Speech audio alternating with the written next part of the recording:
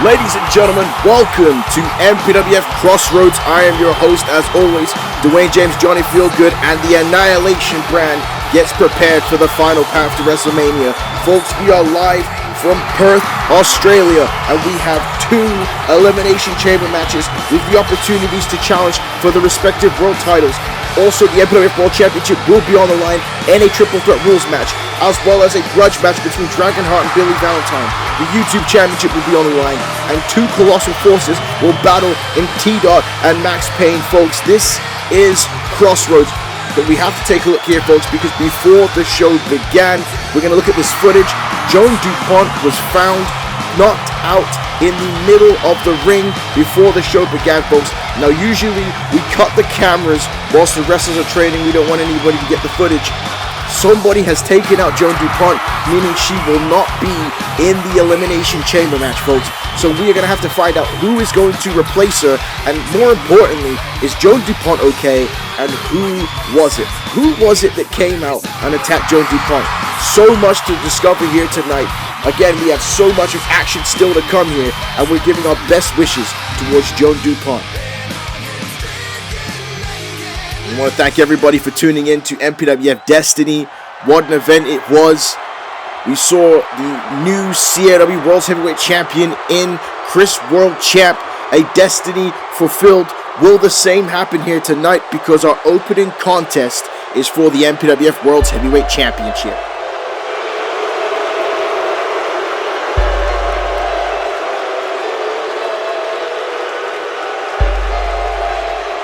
This man making his way to the ring, the resident leader and paragon of the Void, Benson Clement, made his voice, his presence known at Destiny.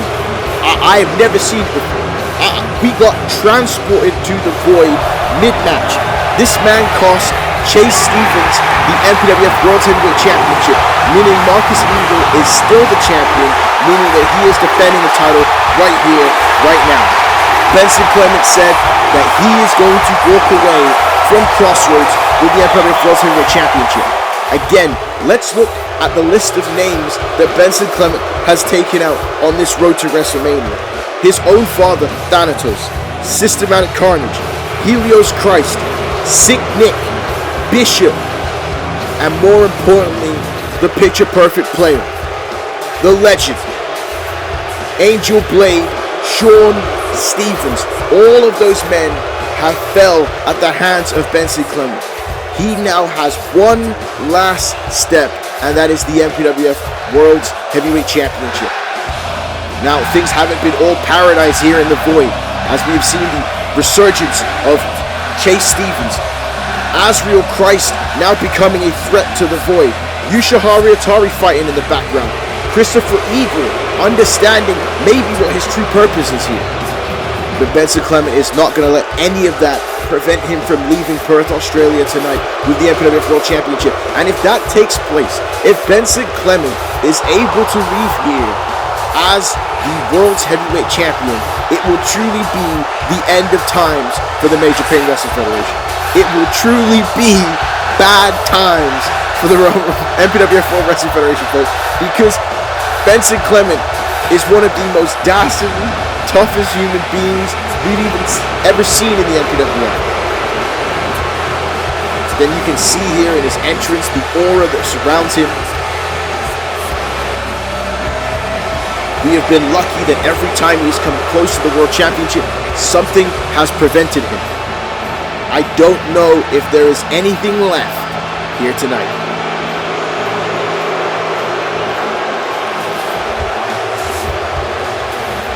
Whilst we're waiting for our two other participants, I want to thank everybody for tuning in to Crossroads and that constant support for the Major Pain Wrestling Federation. For all these years, it is greatly appreciated. Like I said, we cannot wait for WrestleMania. And if you haven't already, subscribe to us at MPWF Wrestling. It is free $99, folks.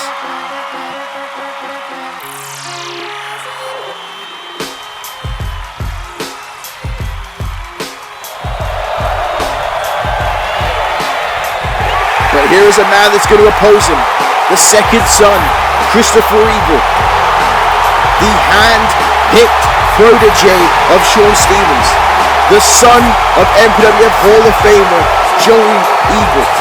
Let's not forget that Christopher Eagle was the man that got the pinfall inside War Games.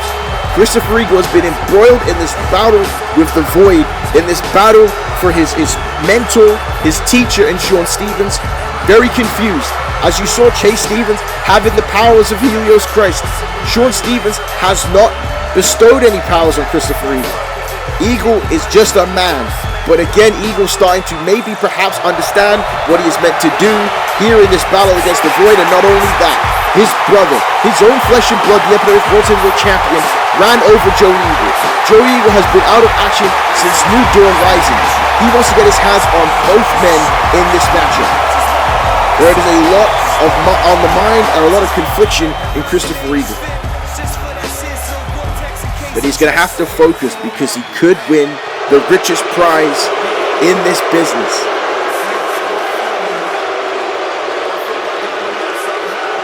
But I hate to say it, this man here is slowly growing his legend week by week here in the MPWF. It was at Halloween Havoc that Marcus Eagle cashed in the Money in the Bank briefcase. This man has went through challenge after challenge, title defense after title defense, and still, look at it, wounded as he is, still the MPWF World Heavyweight Champion. No matter how much I dislike it, no matter how much the MPWF fans dislike it, he is still the man, still following the philosophy of the Generation of Scum. Now, if Marcus Eagle can retain the championship here tonight, folks, then I truly believe we might have to call him the best in the world. There may be no other way around it. He is certainly taking the MPWF by storm.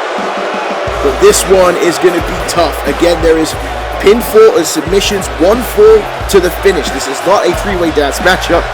This is a triple threat rules match. And this is part of the punishment of Marcus Eagle for his actions against his father. 2 championship defenses, 2 consecutive events. 1 in Calgary, another here in Perth, Australia. This man is jet lagged to all hell. I mean, so is Christopher Eagle, because Christopher Eagle showed up and got a piece of his brother at Destiny. Benson Clement would be jet lagged, but somehow he's managed to transport himself out through the Void, to the MPWF, to the real world, to the Nether Realm, to the Shadow Realm. You can take it the way you see it, have it the way you want it. But we got a raucous crowd, 50,000 people here for Crossroads in Perth, Australia. The final path to WrestleMania from the blue brand. And here we go, opening bout for the MPWF World Heavyweight Championship, and you can see who the fans are booing in this one. And Christopher going straight after his brother. And now going after Benson Clement as well. Christopher, the odd man out here in this situation. Feuding with both of these men, and there's a net breaker by Marcus Eagle. Again, Marcus Eagle won the MPWF World Title Halloween Havoc as mentioned before, but kept the World Championship on MPWF War, which means Annihilation has been without a World Champion since Halloween, folks. Since October of last year. Look at that straight shot there by Benson Clement. We know that Meredith Grey wanted to crown a new World Champion for the Annihilation brand, but KK Quam has been adamant that someone from Annihilation will win the title, and there was inadvertent double team there by the Eagle brothers. Half brothers, again, did not grow up with each other. Down to the, again, Joe Eagle, legend of this business, one of the most beloved characters in all of the MPWF, but when you're on the road, crazy things happen. And back in the day, and he has 2 sons, 2 different mothers, but they are the first and second son of the Eagle family. But back to the point I was making about the World Championship with Meredith Grey. She wanted a world title here on Annihilation. Quam said that Annihilation Wrestler will win the World Championship coming soon. And it could be either Christopher or Benson. And let's not forget our main event tonight, an Elimination Chamber matchup. 3 wrestlers from Annihilation, 3 wrestlers from War. The winner will meet the winner of this matchup at WrestleMania 12. As now Marcus trying to get the cover, and Benson Clement not going to allow that to happen. WrestleMania 12 shaping up to be one of the biggest events in MPWF history. Nice inverted suplex there by Benson Clement. And now Clement off the ropes there and a big slam. And as announced before, WrestleMania 12 will be one night, ladies and gentlemen, which means it is going to be action-packed and a crazy event. But we will also have the buy-in show, as well as Underground and Super Slam Showdown will be WrestleMania special episodes. So you need to pay attention for that. Oh, man. Christopher tried to take advantage there with that frog splash. And Benson able to get out the way, but Marcus Eagle with a chop block to Benson Clement. And a right hand there by Eagle and a drop kick. And now Clement, oh wait a minute, kick there by Marcus Eagle. And now wait a minute, straight into the skull-crushing finale. And the Eagle family is working well with each other here against Benson Clement. And apparently the Void is repairing family values here in this matchup. And what a moment here at Crossroads.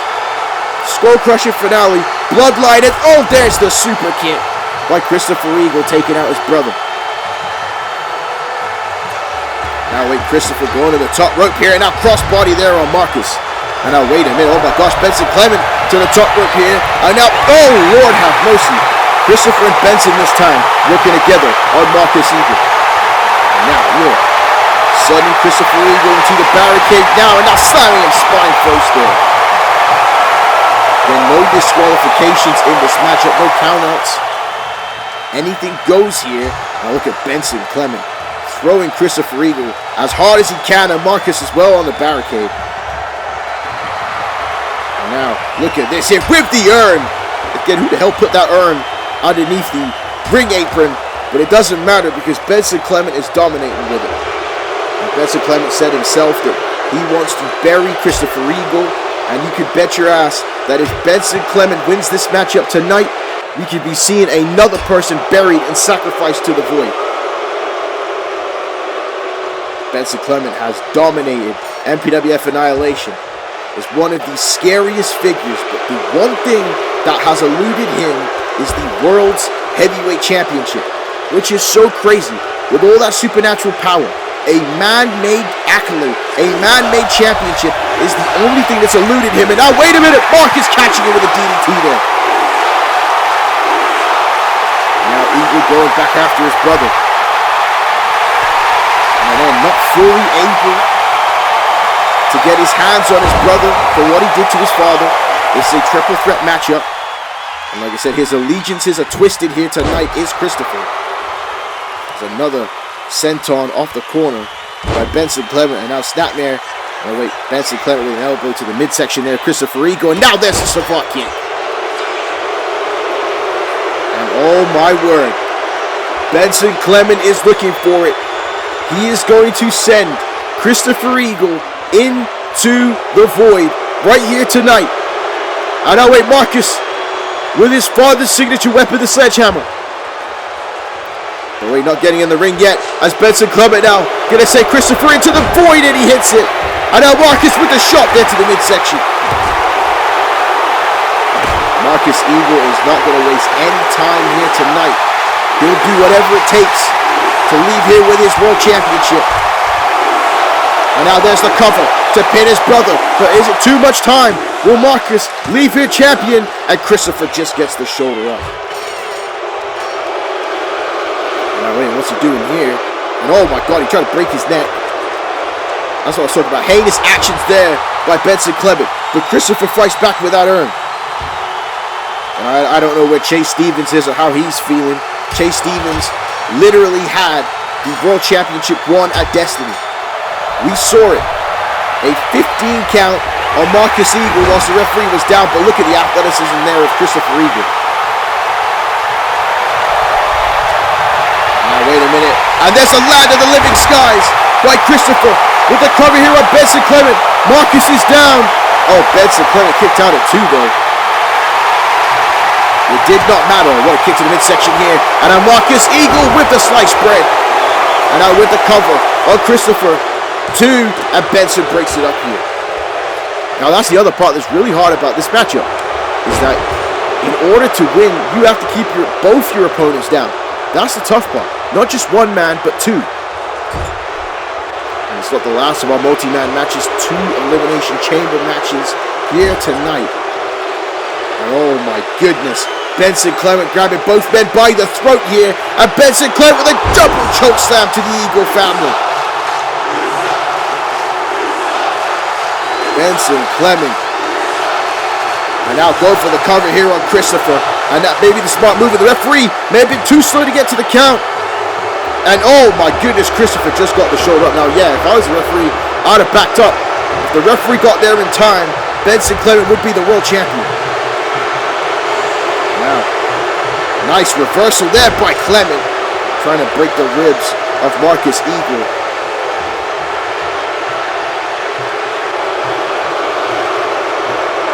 Benson Clement is having his way with the Eagle brothers here in this World Championship matchup. And now look at this sleeper hold here.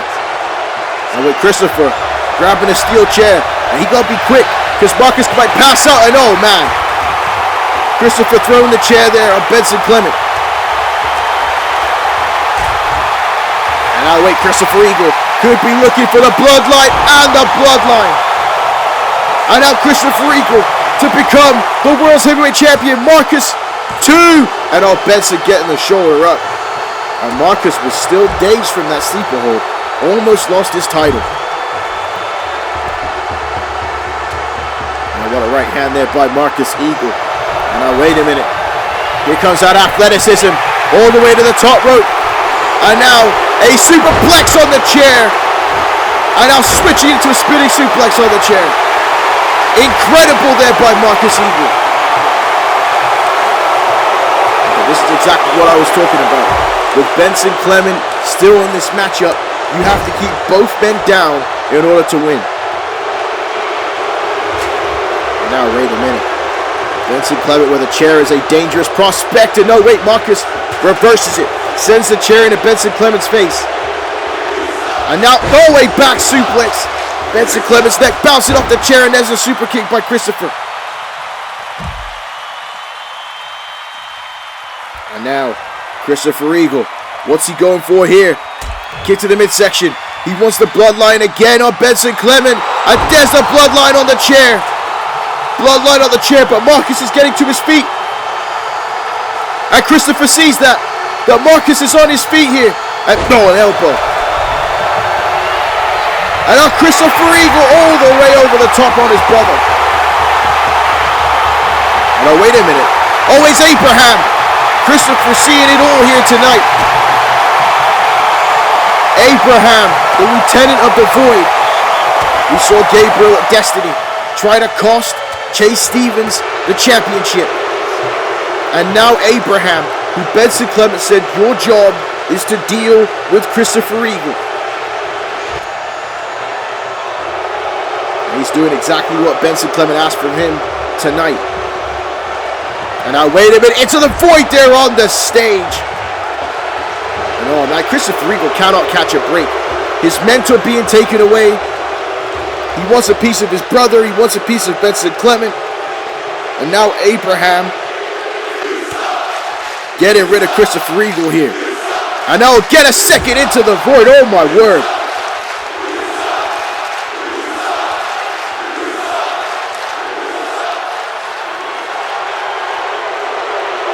Now look at this. Where on earth is Abraham taking Christopher Eagle? Christopher Eagle is still in this matchup.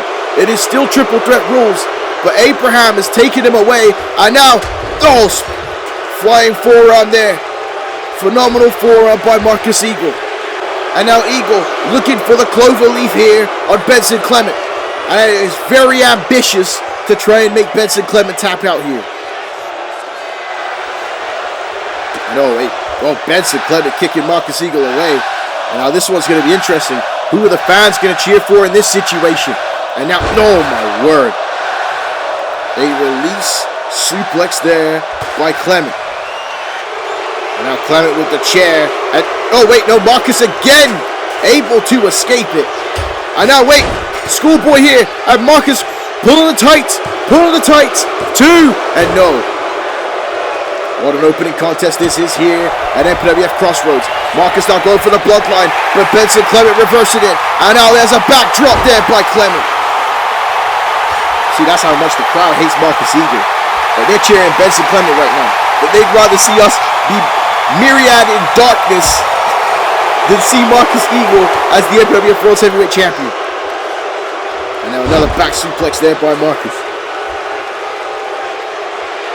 Marcus now apparently hasn't got enough furniture, looking for more here. And oh, there is a table. I don't know what he's got planned with that. It's not a table match here tonight. But now wait, oh. No, Marcus Eagle again able to block it. And a phenomenal forearm again. Oh my goodness. Lands head first there on the urn. And now, oh, a big power slam there by Benson Clement with the cover to leave here as the world champion, and Marcus Eagle gets the shoulder up. And, oh my God. Well, that was some hella impact there by Benson Clement. Just threw the chair at the man's head. And oh, big uppercut there by Benson.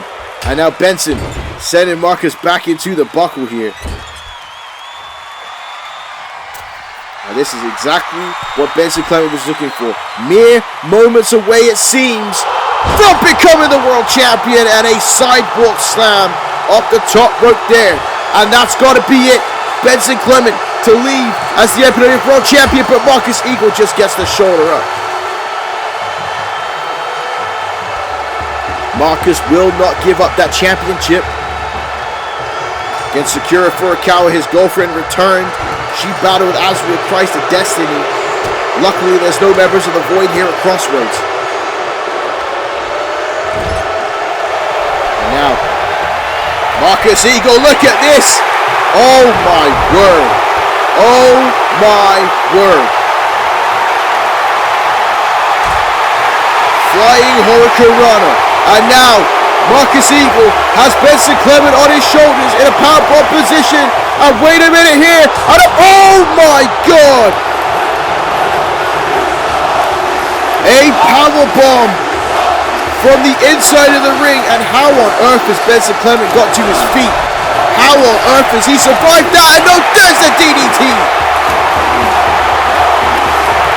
Marcus Eagle is doing everything he by God can to keep Benson Clement down here tonight.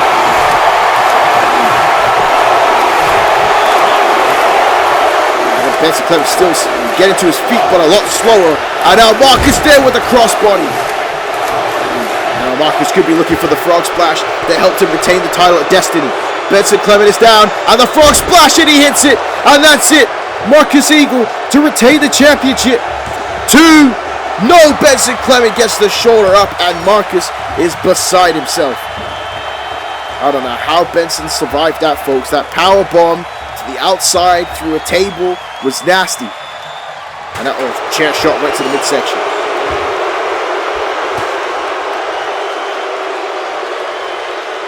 And now, oh my God, what a shot there by Marcus Eagle. Marcus Eagle was bleeding buckets in Calgary, and he wants to make his opponent do just that here tonight. And Marcus now jaw-jacking with Benson Clement, and oh no. Oh no. This is deja vu from Destiny for Marcus Eagle. Jay Stevens did the same thing.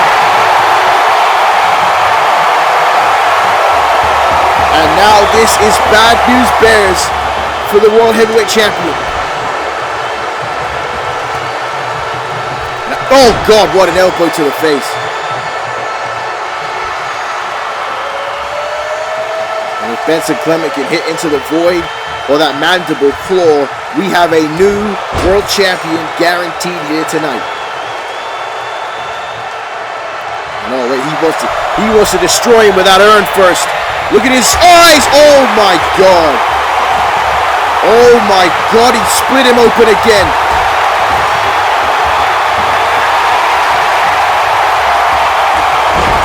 And it looks like the MPWF World Championship is going to be heading to the void.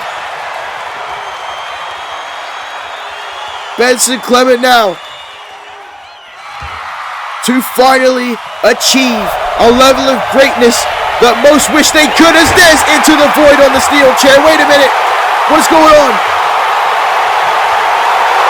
What? Is that Shawn Stevens in the void? What the hell is going on here, folks? He's not saying anything. And Benson's saying, Shawn, but how? How are you here? How are you doing this? Look at me. Face me. I refuse to lose control again. Refuse to look at me. My goodness, folks, that appears to be Shawn Stevens, but he hasn't said a word. And now Benson Clement confused here. Folks, I don't know what goes on with this whole darkness stuff, ladies and gentlemen. This is crazy, but wait a minute. Oh, wait, Abraham going to try and finish off Christopher Eagle. And again in Calgary, we saw a bad ending happen over here with tendencies in Kivo. And now, wait a minute, skull crushing finale there by Christopher Eagle. And now Eagle. Throwing Abraham, oh my God. It is pure pandemonium as Christopher jumps on top of Abraham. And now Christopher has got to make his way back to the ring here to try and win the championship. And oh, wait a minute! Chase Stevens is here! And it's no disqualification! And now he's got Benson Clement up! And there's the vertebreaker! This is going from crazy to crazy! And now Chase Stevens with the arm! And now, oh my God, taking out Benson Clement!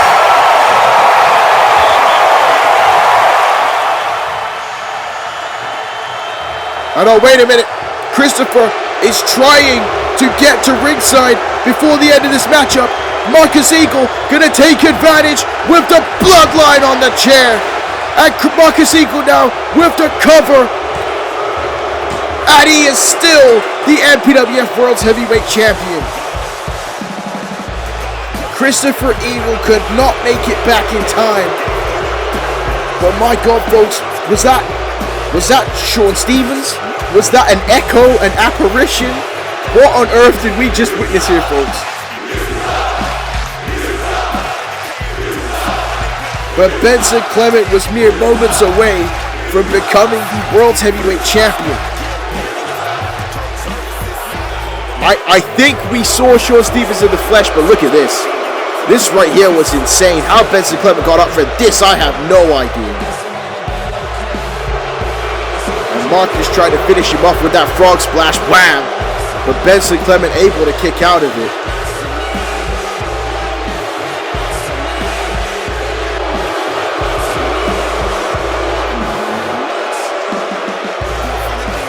I mean, you are talking about an insane way to start off an event, folks. And the crowd ain't happy at all because Marcus Eagle has still done it.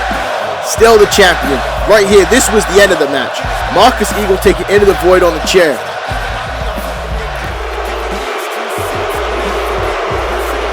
But right here, the bloodline on the chair after the vertebreaker from Chase Stevens.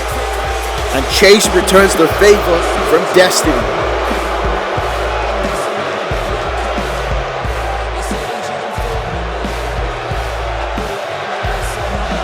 Like I said, it's getting hard to deny Marcus Eagle now.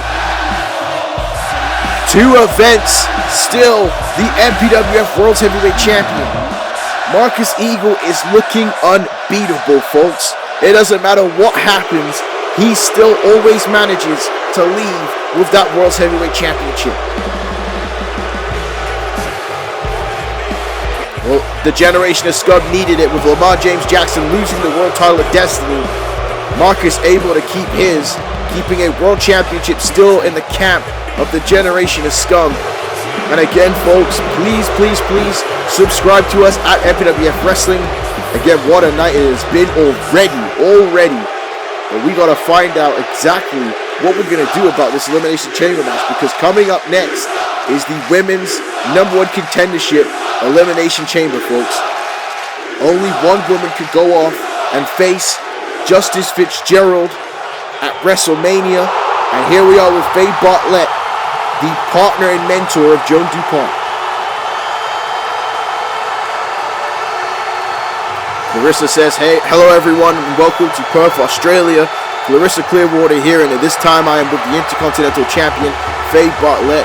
Faye, you have a massive matchup next with an opportunity to challenge for the world title at WrestleMania. But before we can get there, I have to ask you about Joan. Do you know who or what happened to you? And that's the question that we are all trying to find out. What exactly happened to Joan DuPont and who attacked her? Bartlett says, why are we pretending that it wasn't Justice Fitzgerald or Cat Smalls that attacked her? We all know the truth. I know the truth. Tonight is not about going to WrestleMania and winning the title. Someone needs to end this justice experiment, and it will be me. Joan is family to me. He said Faye Bartlett is fired up, code switching here tonight. And again, it's hard to argue. The facts point towards Justice Fitzgerald and Cat Smalls. But we could be wrong. We've been wrong in the past, ladies and gentlemen. This is now the classic whodunit story. Who did it? Who took out Joan DuPont? But the general manager, KK Kwam, in the ring right now. And he says, I am the GM of Annihilation, KK Kwam. For those of you that are watching for the first time, and with Joan DuPont injured, we need to find a replacement for her in the Elimination Chamber match. We will get to the bottom of this, I promise. Now, to announce who will... Oh, wait a minute. It's exactly what we were talking about. This is the music of the MPWF Women's World Champion, the mother, Justice Fitzgerald.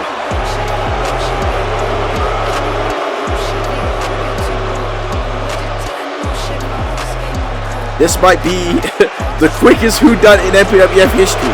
Because, again, the facts point towards these two women here. We still don't know exactly why Cat Smalls threw in the towel at the Royal Rumble for Serenity. But we do know that Justice Fitzgerald will do whatever it takes to succeed here in the MPWF. Now the question is, why Joan DuPont? Why not the woman with the most momentum going into this match, Faye Bartlett?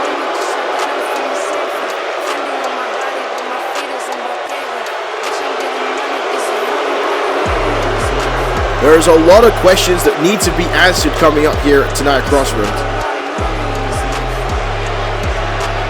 So the fans are not happy to see Justice Fitzgerald back with that championship again, meaning that she's going to have potentially another long title reign. We saw Faye Bartlett saying it's not even about the title at WrestleMania. Someone needs to end the Justice Fitzgerald experiment.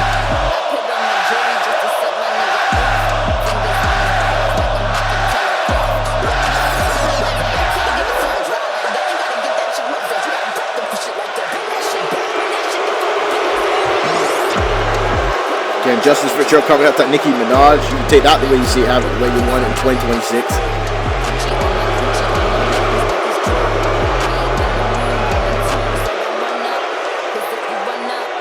Yeah, why is Cat Smalls in her gear? Why is she dressed up?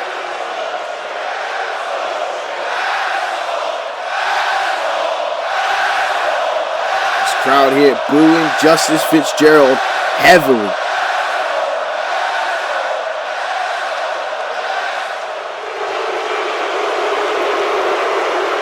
Justice says, it seems that you have quite the conundrum, Mr. Kwam.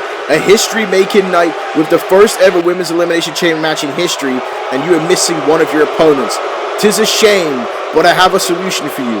Behind me stands the best young wrestler in the MPWF. The reason Serenity is not here, Cat Smalls should enter the chamber. Well, again, I don't think Justice Fitzgerald has the authority to make that decision, if you ask me. It would be a major opportunity for Cat Smalls, but there's no way you can be rewarded for this actions. Kwam says, look, Justice, I appreciate your suggestion, but I am not an idiot. I know exactly who and what you are. I know you attacked Joan DuPont, and when I prove it, you both will be suspended. Now, as good as Kat is, she isn't the only top young wrestler in the MPWF. There are many, many young wrestlers in the MPWF, and that's right, I agree with KK Kwam. There's many wrestlers, so no way, Justice interrupting him saying, don't tell me you're going to add that raggedy-ass, crusty-looking Oryx to this match. She is unproven. Green. Kat is ready. And as far as attacking Joan DuPont, that is an unjust accusation. Clearly, my plan was to get inside Joan's head, not to put her out of action. So unless you can prove it, Kat will enter the chamber. Well, again, Justice Fitzgerald saying that they had nothing to do with the attack on Joan DuPont. And to be honest, folks, it is innocent until proven guilty. And KK Kwam says, Justice, you don't dictate what goes on around here. Hopefully, young Kat here understands this sooner rather than later. Oryx will not be Joan's replacement. There's no point in suspense. Serenity is back, and she is coming for your raggedy ass. Wait a minute. Wait a minute. Wait a minute. Listen to this place. Oh my word. Justice Fitzgerald looking on. Listen to this place. Oh my goodness.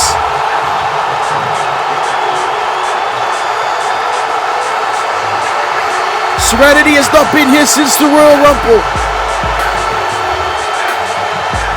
She did not tap out to Justice Fitzgerald. The towel was thrown in and there she is. And you can see the knee braced up. But Serenity now to enter the Elimination Chamber. Now again, we talked about it. Who attacked Joan DuPont? We still got to figure that out. Justice and Cat Smalls are saying it's not them. I know some people are going to be pointing the finger at Serenity, but folks, there's no way. Couldn't have been Serenity. So again, who did it? Who took out Joan DuPont? But right now, Serenity has returned with one of the biggest pops I've ever heard. And Justice Fitzgerald was not counting on this at all.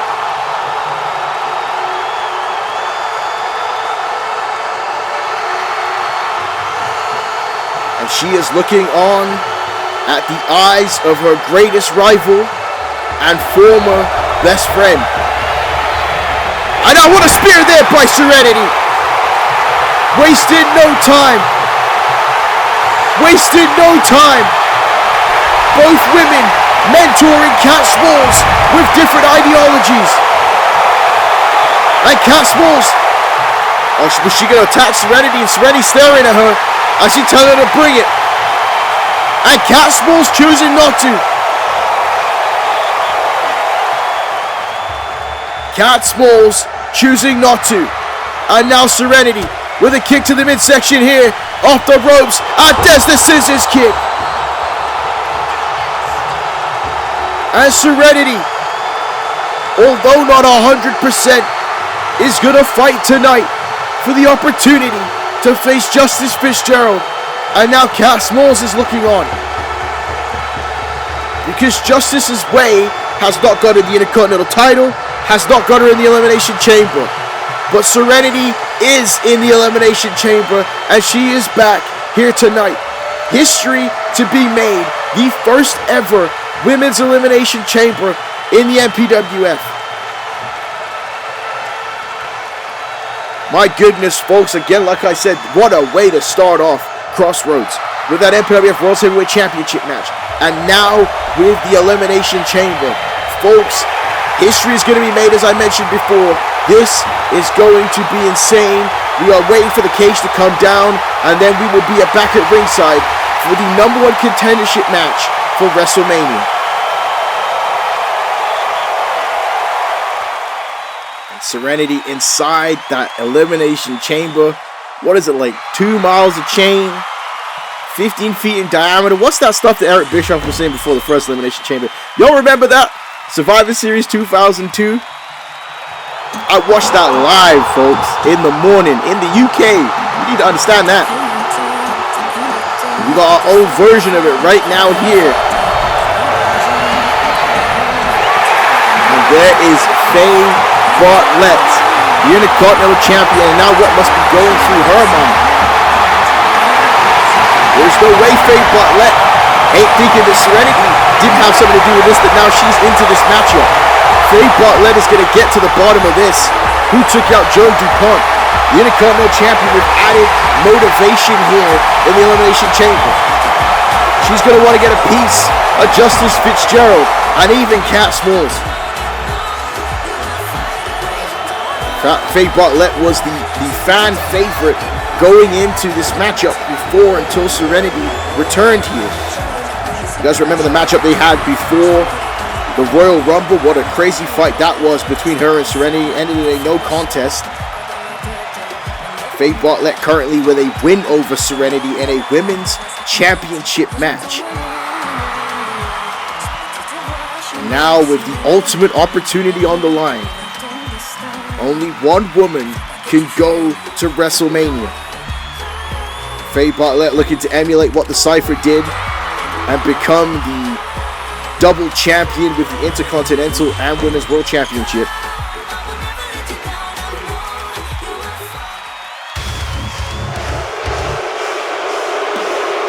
And speaking of the void and the darkness from before, here is the new member of the Void who gave her life to Benson Clement, formerly the Wolf Queen, now a disciple of the Void. Morgan Stone has been embroiled in a rivalry with Yoshiharu Atari. And again, could you imagine her now with the MPWF Women's World Championship? Morgan Stone has been turning heads ever since coming to Annihilation. And it seems like this may be the best fit for her in her career. And she enters a structure that we know that she could be devastating in, folks.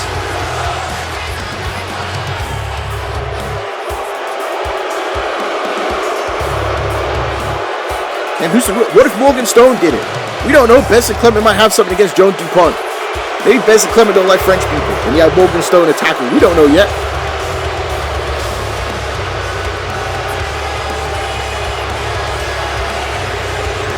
See, look at that stare down there between Faye Bartlett and Morgan Stone. Everyone is a suspect.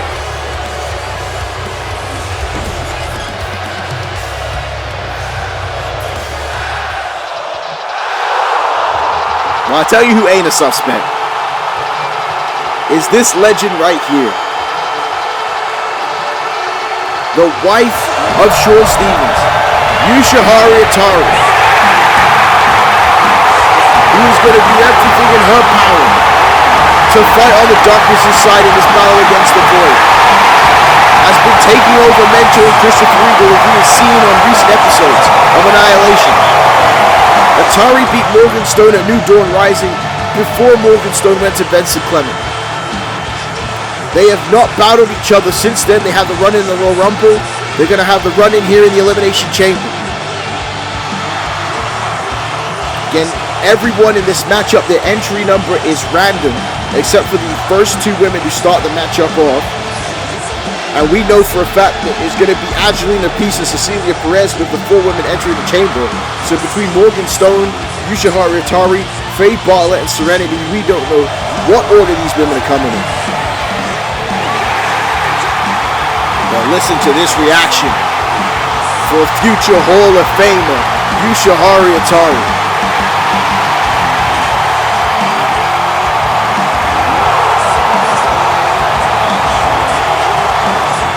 And she is the reason that this championship specifically is on the map.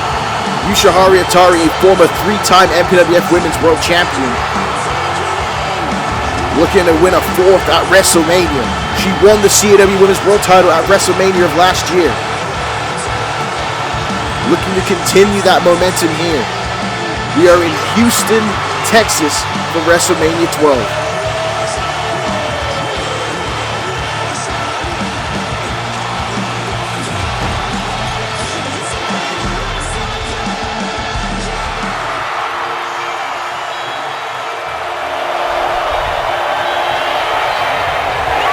What an ovation here for Angelina Peace.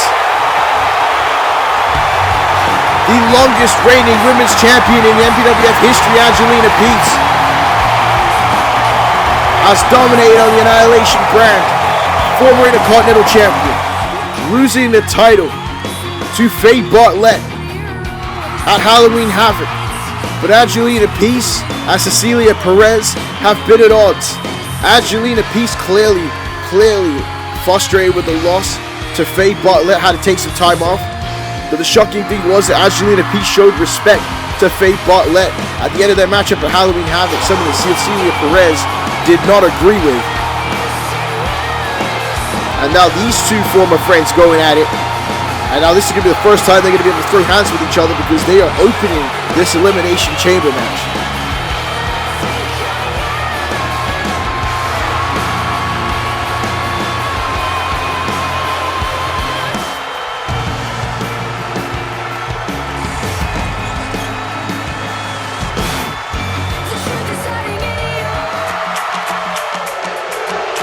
And here is the final participant in the Elimination Chamber. Cecilia Perez, with a new look, a member of the Richard Hawkins family. Richard Hawkins is handpicking wrestlers from Annihilation to make them become the next top stars in the MPWF. So far, Cecilia Perez joins the YouTube champion Tora, and he is still in recruitment. Job applications will suffice. All you gotta do is send it to richardhawkinsislegit@hotmail.com, and you could be a part of the Richard Hawkins family. For Cecilia Perez, who blames Faye Bartlett for the fact that she does not have a career here in the MPWF, well, she's here now and ready to compete. And it's gonna be up to her to get to WrestleMania. And here we go. Bell has sounded, and the chamber started. Look at this! Boom! Manhandle slam right off the bat there by Angelina Peace. 2. Oh my word! Cecilia Perez was not expecting that. No stare down. No looking. Straight attack it. Oh my word! A slam right there on the floor. Again, pinfalls and submissions will take place anywhere inside the Elimination Chamber, folks. And oh, there it is. Angelina Peace goes face first into the steel. Like we mentioned before, you have to wait for your pod to be opened. And now look at this in front of Faye Bartlett. Oh my God! So there is no love lost at all between any of those three women. Cecilia Perez and Angelina Peace cost Faye Bartlett the Intercontinental Championship in her hometown of Paris, France. It has been a whirlwind of a year for the three of them. Perez misses the elbow. Angelina Peace with the right hand. Now with a waist socket as a German suplex. Folding Cecilia Perez up like an accordion. And now a beautiful knee to the face there by Angelina Peace.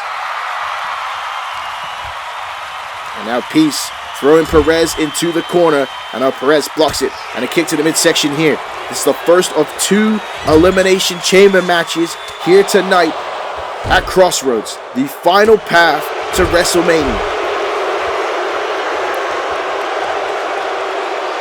And Perez feeling very confident here tonight. Said she is in tremendous shape. Getting in better shape as she continues here. But a nice reversal there by Angelina Peace. And now Peace there with these right hands and strikes. And now nice spinning net breaker there by Angelina Peace. And now an elbow there.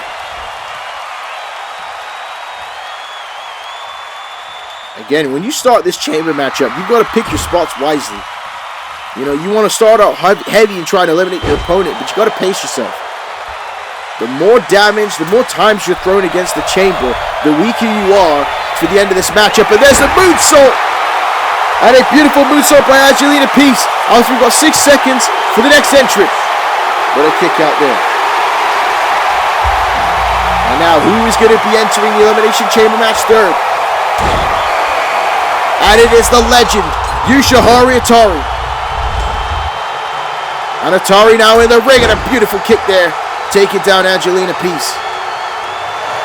And a kick to the midsection here. And now Atari with the kick shots to Cecilia Perez. Right hand there by Angelina. And now Yoshiharu Atari is going to be nonplussed by it. And she has Angelina Peace now on the top turnbuckle. And now wait a minute here. Yoshiharu Atari with a half and half suplex to Angelina Peace off the top turnbuckle. What a bulldog there by Cecilia Perez. And like we said, history has been made. These women pulling out all the stops. All the stops. Yoshiharu Atari, again, was in the first women's main event matchup for a women's world championship. Yoshiharu Atari was the first women's tag team champion. The legendary battle she had with Sasha Fierce. She is now in the first ever Elimination Chamber matchup. We're talking about it between her and Sasha Fierce. I don't think there are two women more legendary than them here in the MPWF. And now look at that beautiful powerbomb there by Atari. And Perez now around the waist lock and a neckbreaker slam by Cecilia Perez. And now you've got Faye Bartlett, Serenity, and Morgan Stone watching along inside the pod.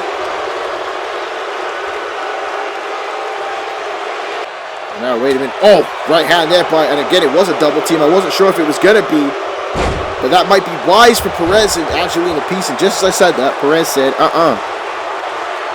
No matter what they got going on between the two of them, working together may be their best friend here tonight. Now kick to the midsection here by Angelina Peace, as she could be looking for the Peace Cutter. And now it is Peace Cutter there on Cecilia Perez to eliminate her. But wait a minute, roll up by Atari to eliminate Perez. Oh my goodness gracious me. Atari almost eliminated Angelina Peace, but Peace now with these martial arts kicks and a big forearm. And now we've got the counter going on again as entrant number 4 will come into the Elimination Chamber matchup. And now wait, roll up here by Cecilia Perez on Angelina Peace. And a kick out there by Perez. And oh, Faye Bartlett, the Intercontinental Champion, to enter at number 4. And Bartlett going after Angelina Peace. Again, even though they showed respect to each other, they don't like each other. There's respect, but they don't like each other. They never have. This ain't no friendship situation between Faye Bartlett and Angelina Peace. I mean, I shouldn't say that. Like, way back in the day, they were friends, but that was before they even got to the MPWF. Was when that friendship was broken. A snap suplex there by Cecilia Perez. When we talk about the fact that these 3 women were here together, you can see the proof. The very first episode of the World Wrestling Future on our original MPWF 2012 channel features all 3 of these women where we talk about their history all the way back in 2012. That was 14 years ago, neckbreaker there by the Intercontinental Champion.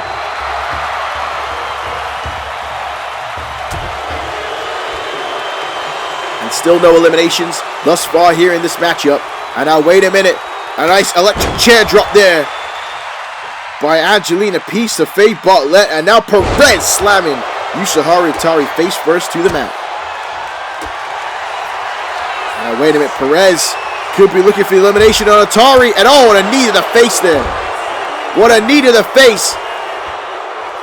And Faye Bartlett, though, ain't done with Cecilia Perez. And wow, you want to talk about a knee to the face. Faye Bartlett is in her deranged state right now. Again, there's a lot of history between Bartlett and Yoshiharu Atari. They had an incredible Intercontinental title matchup on MPWF Annihilation that Bartlett was able to retain the title. And now Bartlett going right onto the ropes. And a nice strike there by Angelina Peace. All 4 women jockeying for position here. And now, Perez off the ropes. And oh, what a boot to the face there of Angelina Peace. A knockout shot by Cecilia Perez. And oh, kick out there by Angelina. And now Atari getting sent to the ground. And now Faye Bartlett with a dive off the turnbuckle. And now Angelina going face first into the ropes. And that might be it here. Angelina Peace gets eliminated as Morgan Stone enters. Oh my God, my Jesus. Cecilia Perez dove over the top there and missed completely. But it was insane. And now Morgan Stone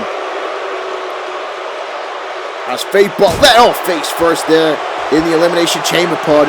And Morgan Stone is going straight after Yoshiharu Atari. But Cecilia Perez saying, And now wait, there's the message to Yoshiharu Atari and the legend to be eliminated next. I know Atari manages to get the shoulder up. Serenity watching on here. Alright. French TKO there by Faye Bartlett to Cecilia Perez, who's already been busted open and might be eliminated, and she is. Bartlett eliminates Cecilia Perez, and you know that's going to piss off Cecilia. So now we have 3 women left, and there's a message to Morgan Stone.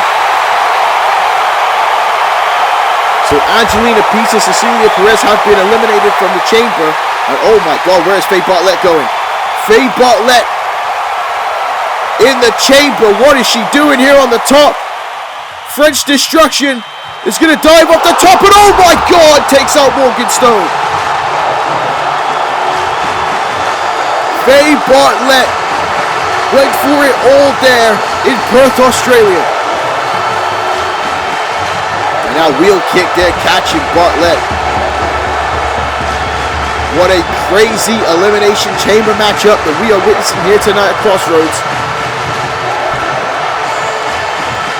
Faye Bartlett dove off the top of that chamber.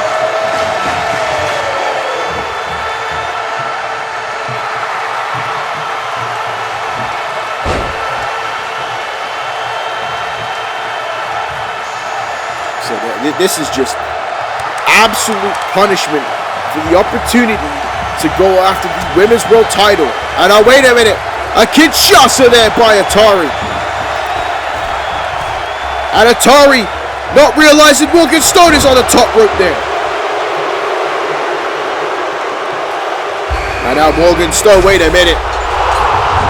And oh my God, a vicious razor's edge by Morgan Stone as Serenity enters the match as she eliminates Yoshiharu Atari. And now we are down to 3 women left in the Elimination Chamber. Faye Bartlett, Serenity, or Morgan Stone. Only one woman can face Justice Fitzgerald at WrestleMania 12. And now Bartlett here, slamming Morgan Stone's face to the mat. And now Serenity with a back suplex there to Faye Bartlett. Serenity has not beaten Faye Bartlett in a matchup like this.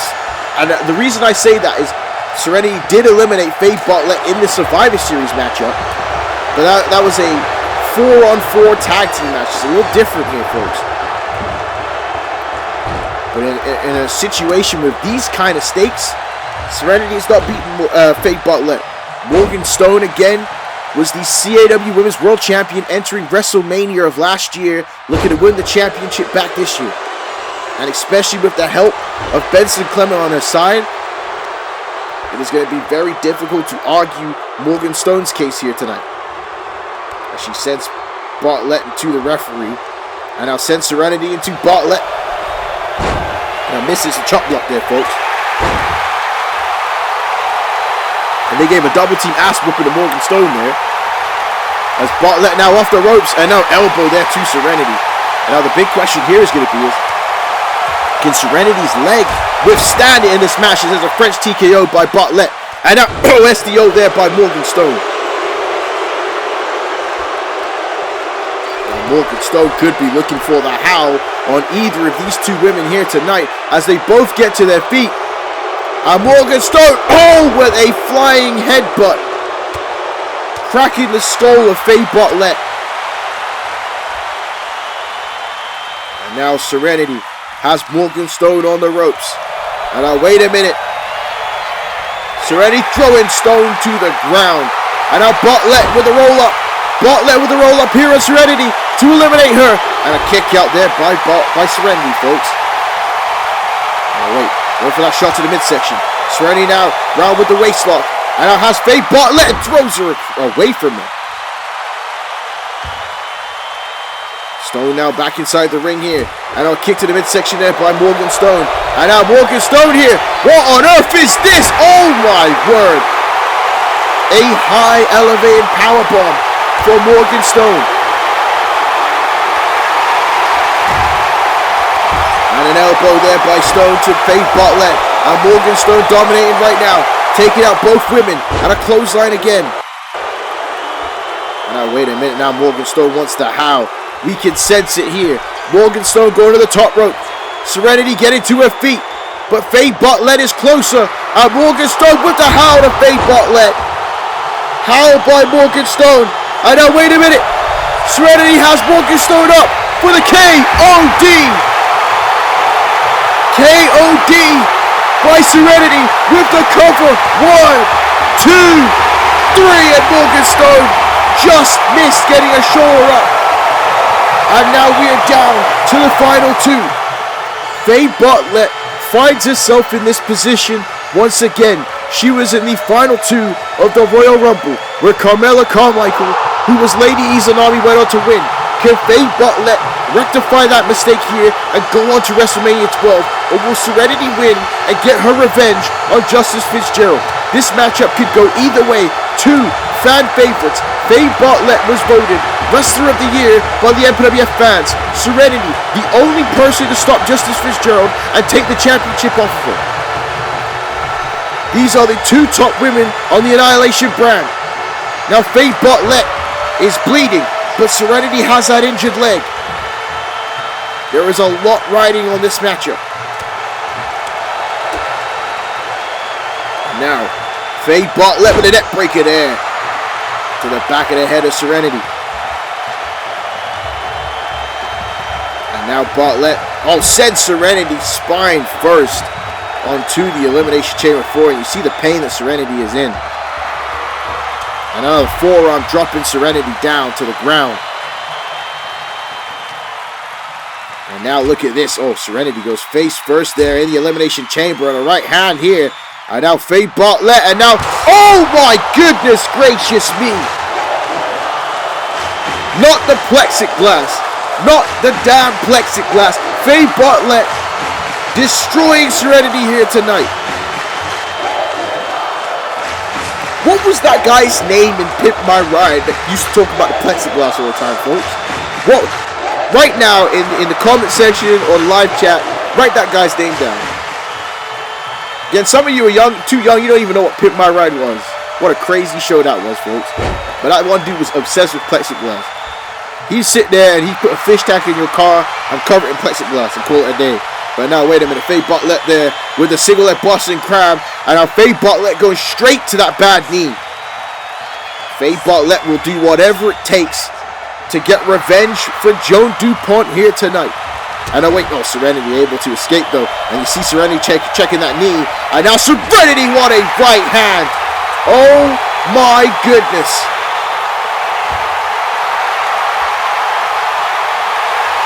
And now, gonna go for the KOD here on Faith Bartlett. And this is it.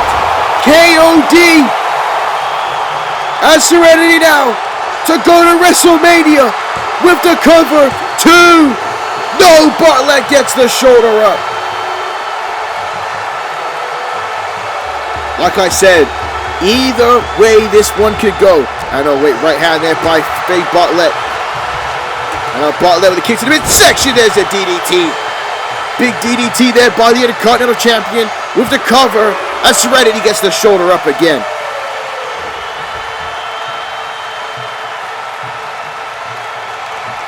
Now look at this, Bartlett going straight to the leg here. And some of the crowd not happy about that. But Bartlett is going, I have to do whatever I can. And that is a big red target on Serenity, is that knee. And now Faith Bartlett is telling Serenity, I am going to WrestleMania. She misses the splash.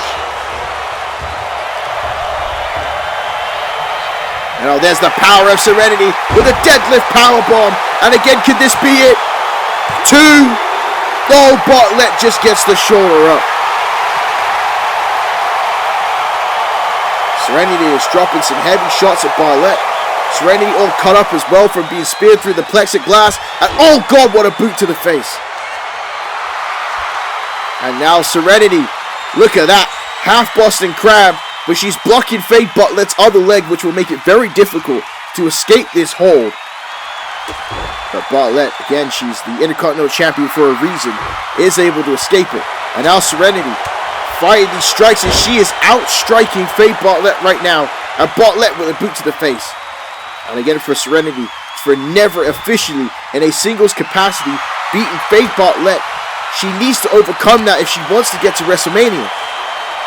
And now nice spear takedown there by Serenity. And now Serenity all the way to the top rope here. And now, oh my God, Serenity, what are you doing? What are you doing? Serenity now on the top of the chamber pod. And now Faye Bartlett here. Gonna try and knock her off and misses. She misses it. Now Serenity with a dive and Faye Bartlett ducked. Oh my God. Serenity dove. And Faye Bartlett ducked, and that's gonna be it. That's gonna be it. And now Bartlett with the elbow, but Serenity somehow rolls out the way. Kick to the midsection here. Serenity off the ropes, and that's the scissors kick. Scissors kick by Serenity. But Serenity not going to leave it at that. Scissors kick, right hand, and now, oh my God, wait a minute. Spin it around, power bomb, and that's it. Serenity to go to WrestleMania 2. No, Bartlett got the shoulder up one more time. Oh my word. And now, oh, there's a trip there by Faye Bartlett. Only one spot is available now. And, oh, kick to the face there by Serenity. Catching Faye Bartlett. And now she's got her up for the KOD. Bartlett unable to recover the KOD to the Intercontinental Champion. And Serenity now hooking the leg here again with the cover. 2.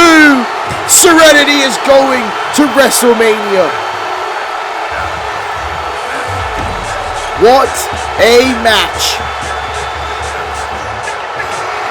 The first ever Women's Elimination Chamber in MPWF history, and they did not disappoint at all.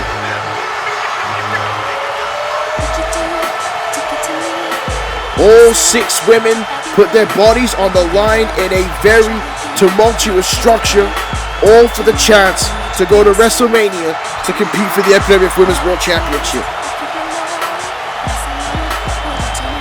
You see the blood in the ring? Look at this here. Faye Bartlett spearing Serenity through the plexiglass. Wow. Serenity went for a dive. Faye Bartlett moved out the way. Faye Bartlett went for dive. Serenity moved out the way. But Serenity was on a mission. To get to Justice Fitzgerald. And she withstood it all here with the final KOD. Oh no, sorry, look at this, the deadlift powerbomb, where I thought this was it. How Faye Bartlett kicked out of that, I have no idea. But again, it was too much. Scissors kick, powerbomb, and there's no way on that other KOD that she could survive. A boot to the face again. You see that Faye Bartlett was rocked, and here it is. KOD, big time move, and Serenity is now gonna go to WrestleMania.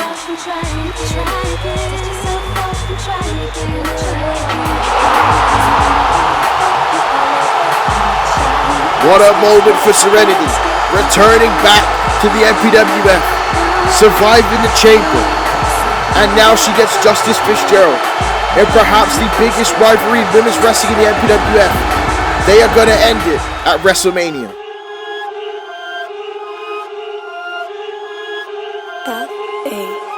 Hello, it's me. I was wondering if after all these years you'd like to me to go over everything. They say the time's supposed to heal ya. I ain't done much healing. Hello, can you hear me? I'm in California dreaming of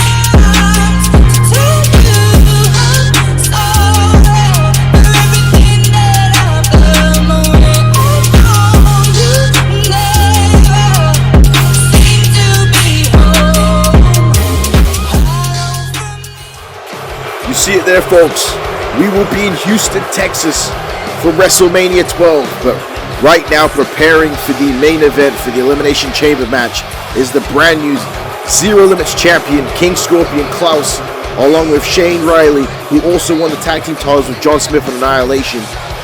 Again, they're doing some wrestling moves right now, but as we saw from the previous Elimination Chamber, it is going to be about warfare.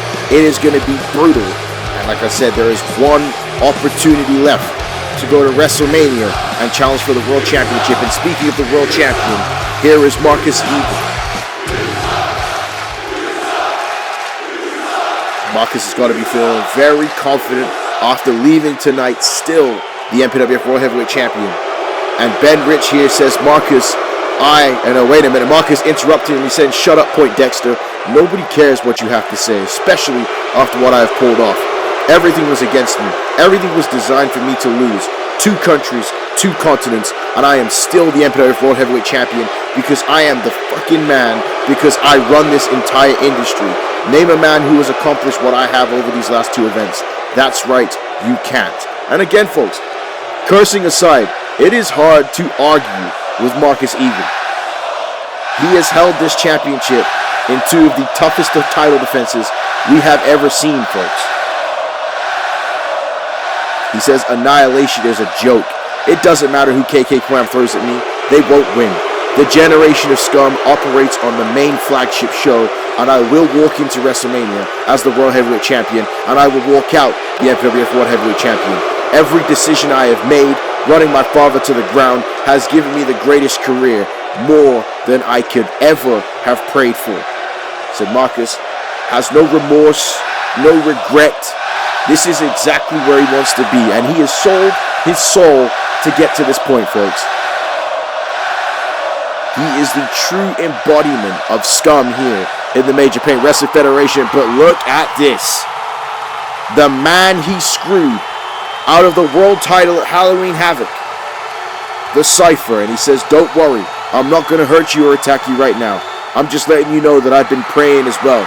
And as of tonight, almost all my prayers have been answered. You are still the MPWF World Champ. And that means once I win the Elimination Chamber tonight, it will be me and you, one-on-one at WrestleMania. You can't enter the chamber, which means now you're on borrowed time, Marcus. I have spoken. And my God, folks, the Cypher has been praying for it, and Marcus is still the World Champ. But there is a lot left for the Cypher to do here tonight. He has to win and survive against 5 other men in the Elimination Chamber. But what a message that has been sent to the heavyweight champion of the world, Marcus Eagle. And, oh man. Oh boy. Oh boy. Mr. Billy Valentine himself. The androgynous one. Making his way to the ring, the core challenge winner. Billy Valentine has yet to have been pinned here in the Major Pain Wrestling Federation. And this is a special matchup, a pinfall rules only match. Anything goes. The only way to win is by pinfall, because Billy Valentine has managed to worm his way out of being pinned by anybody here in the MPWF. Again, he faced Tora on Annihilation and somehow managed to survive without getting pinned. Well, his biggest rival, Dragonheart, is looking to put a stop to Billy Valentine here tonight, folks. And it is going to be one hell of a match. The 3rd match in this series between Billy Valentine and Dragonheart. Again, we talk about how the future of the Major Pain Wrestling Federation is apparent and here. And none more than in Billy Valentine and Dragonheart, the 1st place winner and the 2nd place winner of the core challenge. Billy Valentine, obviously in love with himself, literally sings himself to the ring. One of the most unique characters that we have ever seen in the Major Pain Wrestling Federation, and he is not getting a lovely reception from this crowd here in Perth, Australia. I mean, not to mention the fact he got that whole US flag on in this country as well, which I don't think is going to work out too well for him. But again, both men having championship gold on their mind. Again, there's only 2 episodes left after this before WrestleMania. And again, they're on a big time click per view. And they want to be able to prove to the fans around the world that they already to make that next step up.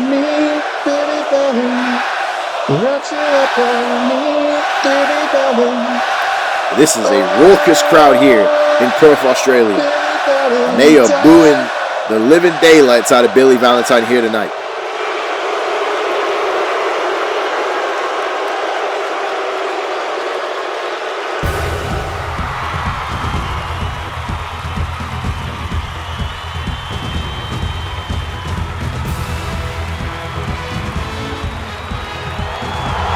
And here comes his opponent, a beacon of hope in a time of darkness in the MPWF. Dragonheart has captured the heart of the people here in the MPWF.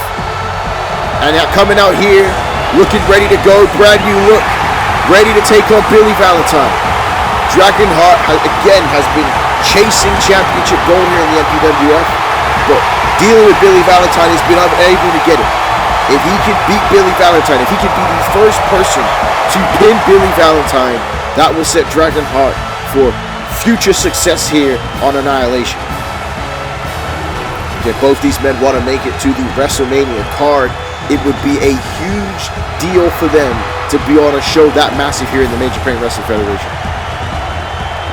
At SummerSlam in the Core Challenge final, Billy Valentine, using a steel chair and a low blow whilst the referee was distracted, defeated Dragonheart. At Halloween Havoc, Dragonheart defeated Billy Valentine, but it was a tables match, ladies and gentlemen, meaning Billy Valentine did not get pinned. And that has been his whole thing in this situation. And they have been back and forth with each other. And now look at this, Billy Valentine leaving the ring here, going to play those mind games with Dragonheart. But Dragonheart has been around long enough and ain't going to let Billy Valentine play with him here tonight. Then Billy Valentine eliminated Dragonheart from the Royal Rumble. On our previous episode of Annihilation, Dragonheart hit the blue arrow on Billy Valentine. So these men have been back and forth. And like I said, the true future of the MPWF right here, coming from core creators outside of the MPWF as well. Again, truly fans making it to the top here in the Major Japan Wrestling Federation, as now Dragonheart has Billy Valentine there with a backbreaker. And Billy Valentine having one of the most unique, athletic, high-flying styles we've ever seen in the MPWF, but he's not doing that here tonight. He is bringing the fight to Billy Valentine for everything that they've been through together here since joining Annihilation. He is beating the tar, as they would say, out of Billy Valentine right now. Dragonheart is all business here. Now, went for that helo inside the ring, but Billy Valentine moved out the way, and that is what he's got to watch out for. I talk about every time Billy Valentine wrestles, is that he'll throw you off with his antics, but that's what it is, his antics. Billy Valentine is one of the most technically gifted, one of the most intelligent wrestlers I have ever seen. And honestly, Billy Valentine, you talk about the Richard Hawkins family, I mean, he might fit in that family as well. Billy Valentine, though, was gyrating his hips. Thinks he's a Snow Informer. You know, I've sang Informer here before on commentary. And now, wait a minute, back suplex there by Dragonheart. There's Dragonheart now on the second rope here. And I went for the shooting star press, but Billy Valentine saw it coming. And I went for the snapmare and hits it here on Dragonheart. Now, Billy Valentine. What a leg drop there. And now going for the cover here. And again, like I said, this is going to push one of these two men further on here in the Major Japan Wrestling Federation.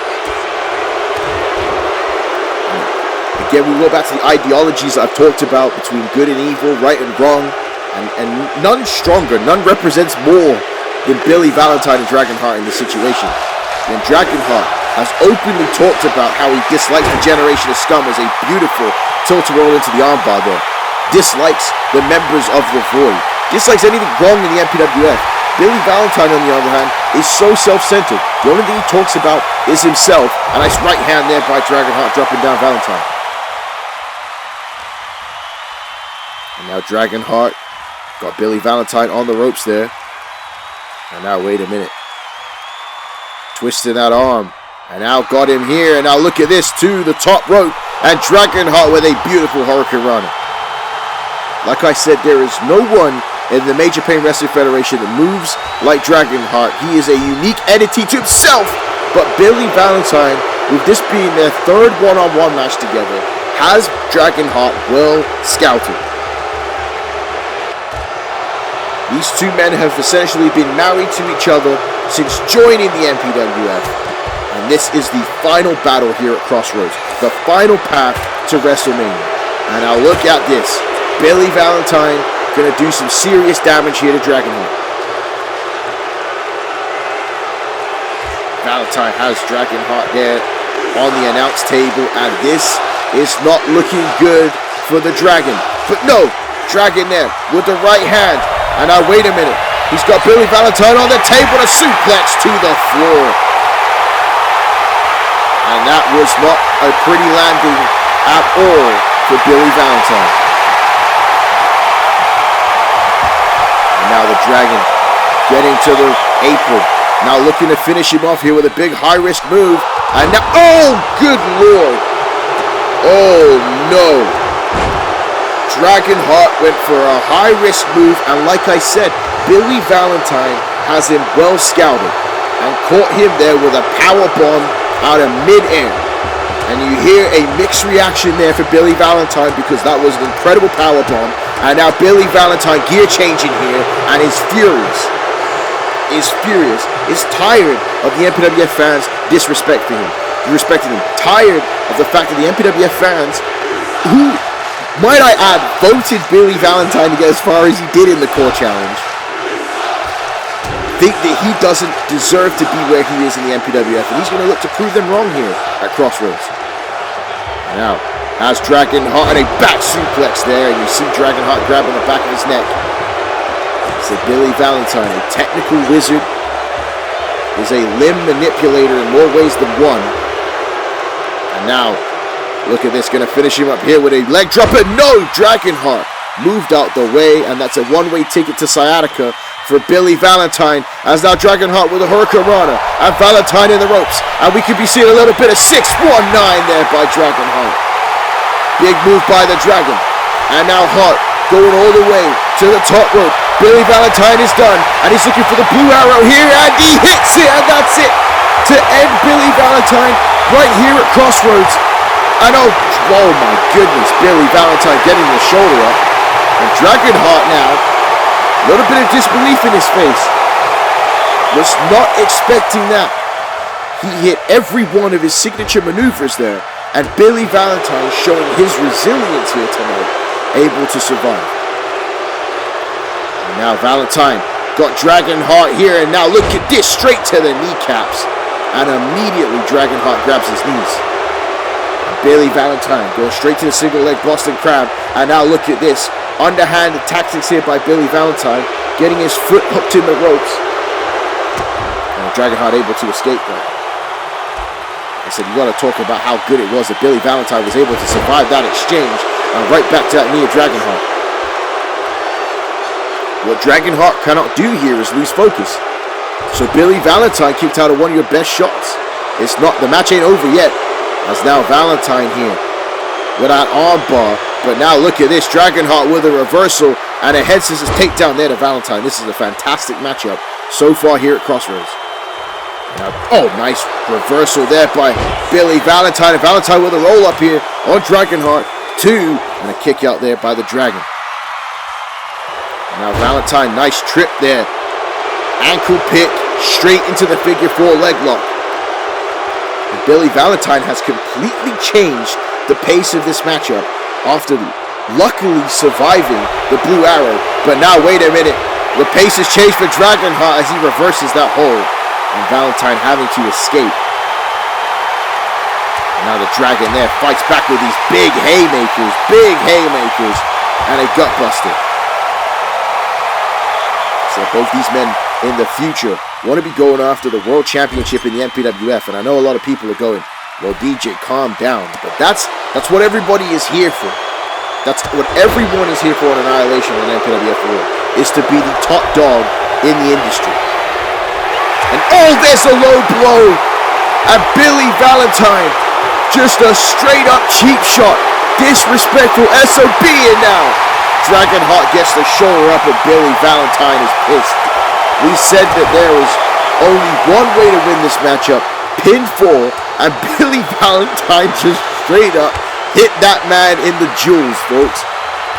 And Dragonheart is a tougher man than most for fighting back after that situation. And now Valentine in trouble has a nice roll-through dropkick there by Dragonheart. And that one pissed the Dragon off, folks. Pissed him right off. Oh my God, look at these kicks. Look at those kicks. Billy Valentine may have awoken a beast, and no, he gets the shoulder up again.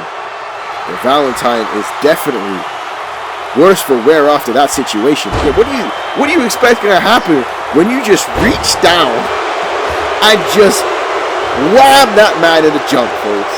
What a wild situation there by Billy Valentine. And now Valentine going to grab the steel chair here. Dragonheart getting to his feet. And this is Shades of SummerSlam, the low blow in the chair shot at Dragonheart. And now, misses the kick, slides underneath Billy Valentine. Now, oh my goodness gracious me. That one may have knocked out Valentine as he goes for the cover here again. 2, and Valentine just gets the shoulder up. And Dragonheart, like I said, he's so emotional. He wants this win. He wants to end this with Billy Valentine, but he's got to stay focused. And no, wait a minute. And now this is full circle here. Dragonheart with the chair, but no, Billy Valentine survives and escapes.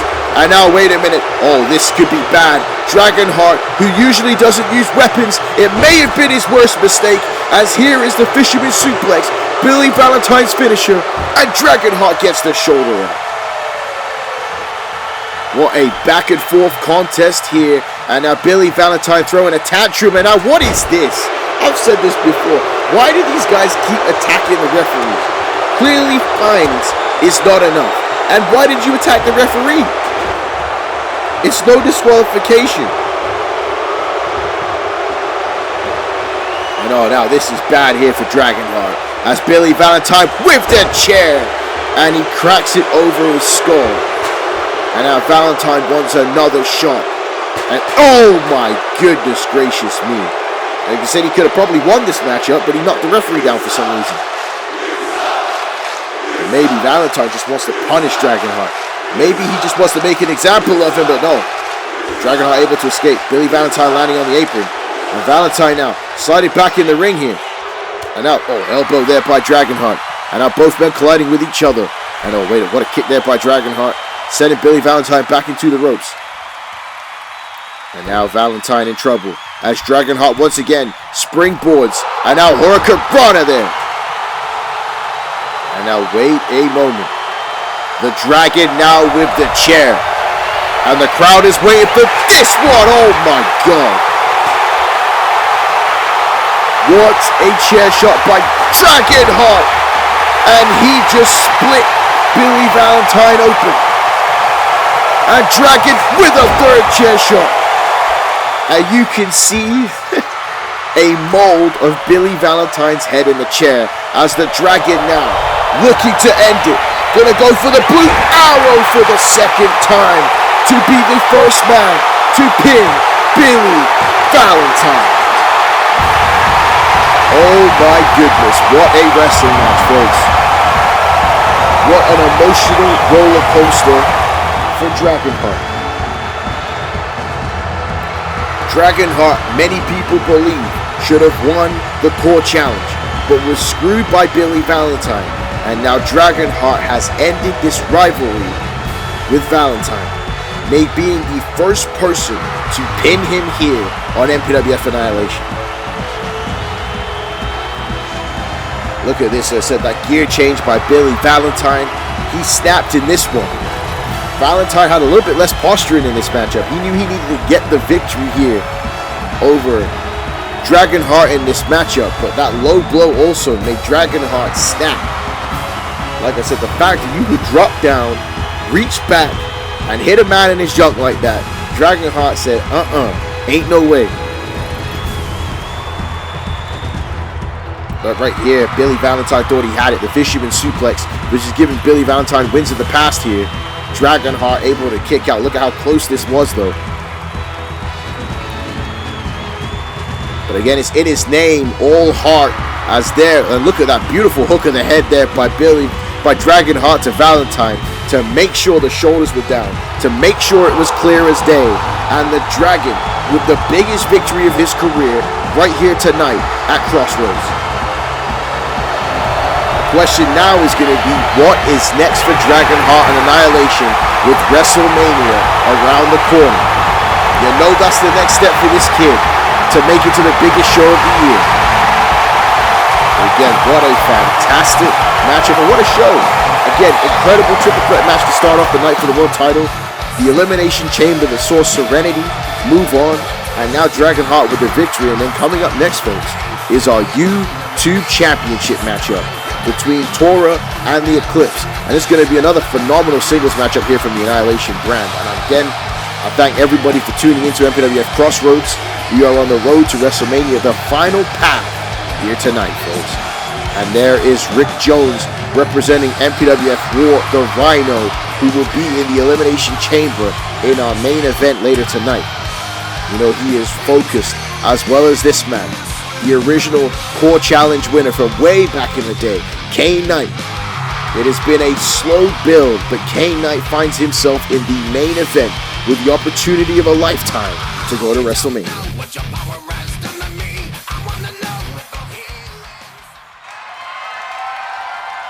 So congratulations to Dragonheart, and like, not take anything away from Billy Valentine as well, because, you know, outside of his despicable antics, it was a fantastic wrestling match, folks. Like, those two boys put on a show. But now here we go.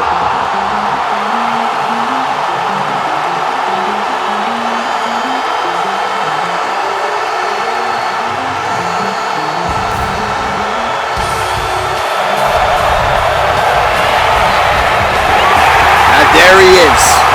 MPWF veteran, MPWF legend at this point, the Eclipse. The longest reigning YouTube and Internet champion in the MPWF. Former MPWF World Heavyweight Champion. Back in the day, the Eclipse was running the MPWF. Was putting on the best matches week in, week out. He returned as a part of Nexus Gold with Dr. Ice Jr. and Chris, World Champ. Former tag team champion with a part of Nexus Gold. And the Eclipse is looking to make it back to the top of the MPWF. And the first road to that is the YouTube Championship.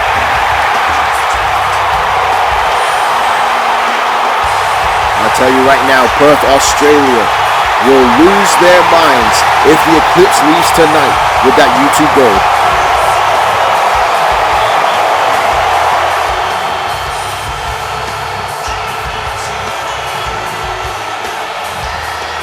The Eclipse has been going through it with Richard Hawkins, and we've talked about the building of the Richard Hawkins family, and they're openly hiring, folks. Get on LinkedIn, send in your resumes, because Richard Hawkins is looking to build a family.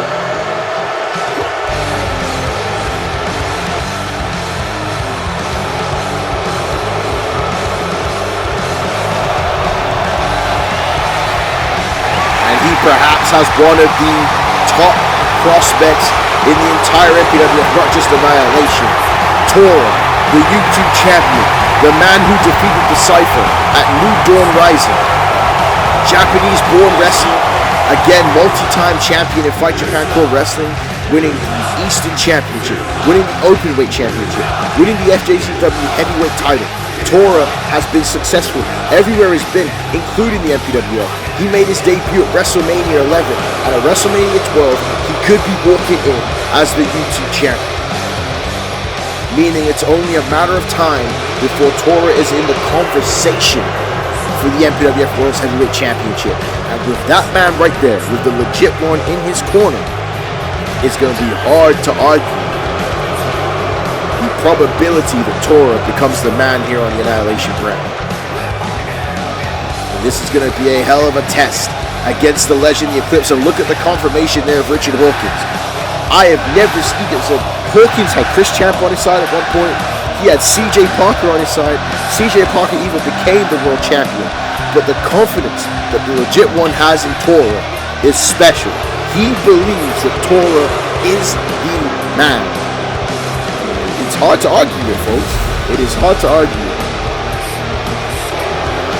We know that the beautiful angels are both vying to join the Richard Hawkins family. You know, Richard Hawkins wants Scorpion Zinder to join his family as well. There's been that battle, and the Eclipse has been trying to tell Scorpion Zinder that you don't need to join the Richard Hawkins family. You got everything it takes. They had an incredible matchup on Annihilation, #1 contenders match that the Eclipse won. And we saw Scorpion Zinder walk out frustrated. Scorpion Zinder is not here in Perth, Australia, folks. Scorpion Zinder is training back home at his wrestling school. And I spoke to him on the phone to ask what he felt about that matchup with the Eclipse. And again, he just said he was frustrated. He wants to be on top. He wants to be in this position that these two are in. Like I said, we are having a paradigm shift in the MPWF. The new stars are growing. And the Eclipse is seeing that right here in Tora. Look at the shape that Tora is in. You telling me that Tora ain't a main event talent already? Look at this man. Both men here, very similar in stature and size with the collar elbow tie-up. Tora there with the side headlock now. And again, Tora or the Eclipse, whoever leaves this matchup as the YouTube champion, has got to be thinking about Dragonheart and Billy Valentine after that matchup. As now you see the Eclipse trying to work that waistlock here, and now look at the Eclipse using that power. And floating over him, and in control is the Eclipse. Back to the collar elbow tie-up again, and now straight into the whip, but a reverse there by Tora, and Tora with a big chop to the Eclipse, and he dropped him immediately. Now, do you know how heavy-handed you have to be to drop the Eclipse off of the first chop of a match? And a big clothesline there by the Eclipse. Hawkins cheerleading on the outside of the ring for Tora. Eclipse now sending Tora into the ropes. Drop down there by the challenger. And now nice flapjack slam there by the Eclipse. Now into that collar elbow type, and I look at these knees here, Muay Thai style by the Eclipse. And something I love about the Annihilation brand, folks, MPWF War is definitely our showmanship show. Very story heavy. Annihilation, more of a wrestler show, more about, again, in-ring graps, folks. It's beautiful to see. It's a nice trip there by Tora, and the Eclipse there with the elbow to the midsection. And now the Eclipse and Tora right back in that collar elbow tie up again. Tora now hanging onto the ropes. And now look at this. Tora pushing away the Eclipse, showing his power. And Tora off the top rope, and the Eclipse moves out the way. And both of these heavyweights are moving at a very quick pace here tonight. So the urgency is on for the entire roster with WrestleMania around the corner. Oh my God. What a clothesline there by the Eclipse. And I think Tora involuntarily kicked out of that one. You hear the reaction from this crowd in Perth. What a clothesline there by the Eclipse. And now the Eclipse has Tora up there in a net breaker. Richard Hawkins knows how good the Eclipse is. They've been in the ring with each other multiple times. Richard Hawkins saw the Eclipse in our original run of the MPWF. So you know he's been giving Tora all the pointers in the world. And now look at this. Nice into the bow and arrow submission hold. Very old school there by the Eclipse. Cecilia Perez, also part of the Richard Hawkins family, competed in the Elimination Chamber match earlier tonight. And now wait a minute. Look at this. Oh my goodness. What a move there by the YouTube champion. And now sent on there by Tora. And now look, Tora was trying to go with that big shot to the Eclipse. But the Eclipse able to fight out of it. And now Tora there with a right hand. And what a slap. And now openly disrespecting the challenger with those slaps. As Tora now throws the Eclipse into the buckle. What a right hand. And another big chop. And another one. And a third to the Eclipse. And now look at Tora here. Vicious, vicious, vicious, vicious is Tora tonight. Just like with Billy Valentine, having that gear change in this matchup. It is beautiful to watch. And a kick out there by the challenger. And Tora is frustrated. So the Eclipse is still moving great. He's still moving great. And Tora is a little surprised by that, if you ask me here. As he now throws the Eclipse into the ropes in a German suplex there. Beautiful. With the cover off the bridge. And a kick out there by the challenger. And now big knee there by Tora. Tora firing himself up. Again, Tora felt disrespected by the MPWF fans. The fans cheering the Cypher over him. The fans choosing T-Dot over him. Choosing the Eclipse over him. Tora saying, I am the top prospect on this roster, on this brand. And you better respect me. And you know who respects me? Richard Hawkins. It's now Tora sends Hawkins right back into the buckle again, but the Eclipse fights back with the elbow and a big clothesline out the corner. The Eclipse has got heart for days, ladies and gentlemen. For days, and now look at that! Tora ducked that first clothesline and had to say hello to the second. As the Eclipse now on the top rope, Tora to his feet. And now the Eclipse going to go high risk with a spinning heel kick. What a shot there. And with a timber to the ground, could be the end of this matchup with a new champion, and Tora gets the shoulder up.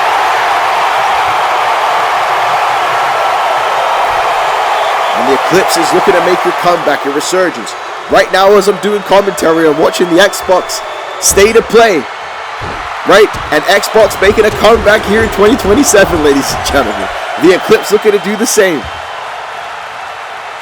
And now look at Eclipse firing up here.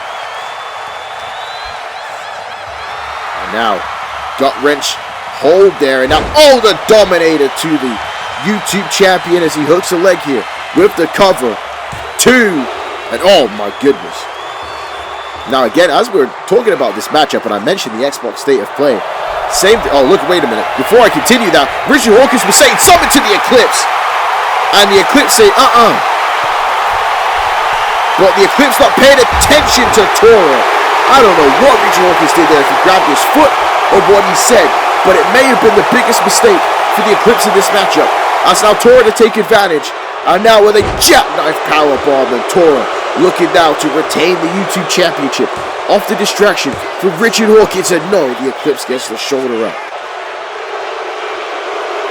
What I was going to say here is, as Tora is breaking the rules, openly taking off that turnbuckle pad, PlayStation had a great state of play. Xbox had a great state of play.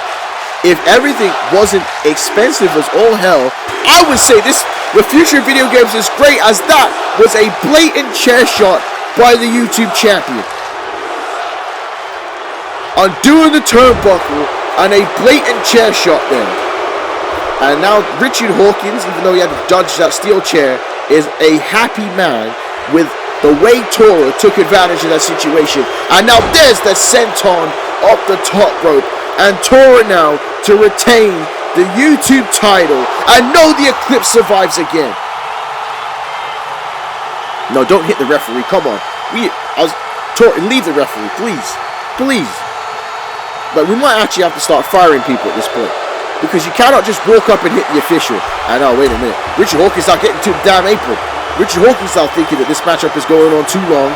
And this could end up badly for his man. And now, oh, wait a minute. Tora went for it all and gets hung up on the ropes and a knee there by the Eclipse. You can feel the building momentum of this crowd, and now the Eclipse is deciding that Richard Hawkins is too much here. And oh, wait a minute. Tora going to the top rope. The Eclipse in trouble. Eclipse saw it coming. And now the Eclipse is single-handedly going to beat the Richard Hawkins family, as there's the total Eclipse to Tora and another STO takedown. And now kick to the midsection here by the challenger. And the Eclipse with Richard Hawkins. And he's going to powerbomb him on the barricade, and he does. This is a 2-on-1 handicap match, for God's sakes. For God's sakes, a 2-on-1 handicap match for the YouTube title. And now Tora getting back in the ring here, and could be looking for the Kyoto Annihilator on the Eclipse. And now wait, the Eclipse blocks it, and a forearm shot here. And now, oh, nice duck there by Tora. Missing the chop. And oh my god, the distraction by Richard Hawkins. And oh, wait a minute. Tora has him up for the Kyoto Annihilator. And he drops him with it. The Kyoto Annihilator by Tora. And that's going to be it. 2, 3. And that was despicable, folks. That one straight up turned into a handicap match. The Eclipse was on the verge of winning this one. And like I said, I don't know what Richard Hawkins said to the Eclipse. I don't know if we can get a replay of him grabbing the Eclipse's foot. But something made the Eclipse get out the ring and go straight to Richard Hawkins. And then not only that, the Eclipse had to withstand a chair shot, withstand Richard Hawkins, and then Tora hit the Kyoto Annihilator. There's no way that the Eclipse was going to be able to kick out of all of that. And if you ask me, the Eclipse deserves a rematch with some better damn parameters after that one. And that's what I'm saying, is Tora is good enough on his own.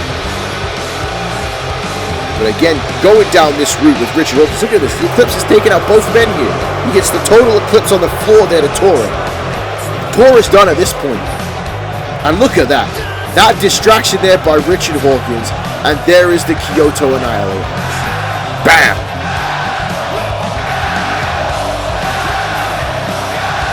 Tora is still the YouTube champion.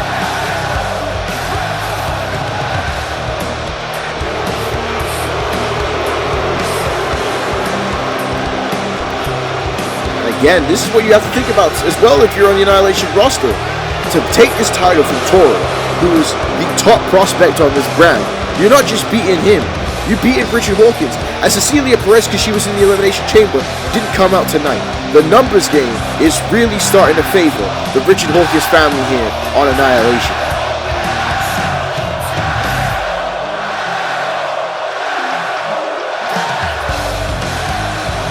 It is going to take a monumental effort from somebody to take that championship from the Richard Hawkins family. But talking about monumental, here is the Destroyer T-Dot with the General Manager KK Quam. Quam says, T, I know that you stood tall at Annihilation, but I need you to understand that Max Payne is no joke. And this match coming up next will not be easy at all. You have to be on your game from the very start. And that I agree with, folks. Max Payne is no joke. T-Dot stood tall at Annihilation, but it ain't going to be as simple as that. And T-Dot says, this is the opportunity I've been looking for. I was born ready for a fight like this, Quam. Max Payne thinks he's a big and bad. He thinks that he can run through anyone. Well, let him see if he can run through me. It is the irresistible force meeting the immovable object coming up next here on Crossroads. But actually, before that match starts, we got a little bit of promo time, folks, for this man making his way to the ring here.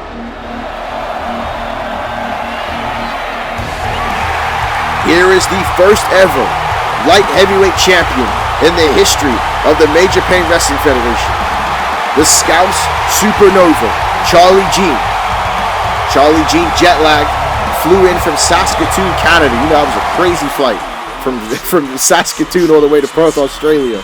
He defended the light heavyweight title against El Grande Americano on Super Slam Showdown. And folks, if you have not seen El Grande versus El Grande in Noches de los Grandes, incredible. I think I talked about it earlier tonight, but I'm telling you about it again. What an incredible matchup, folks. Charlie Jean beat El Grande Americano. So we're going to hear from the light heavyweight champion here tonight. Nice ovation here for Charlie Jean. He has really stepped his game up. Had that, again, weekend-breaking moment in that matchup against Kane Knight on MPWF Underground. Right before WrestleMania 11. Again, look at this. Charlie Jean, the first ever light heavyweight champion. Kane Knight in the Elimination Chamber matchup. So now tell all of you guys to watch MPWF Underground. That is where the beginning starts. You know, you go to that show, you build your momentum, and look at where you could be a year later.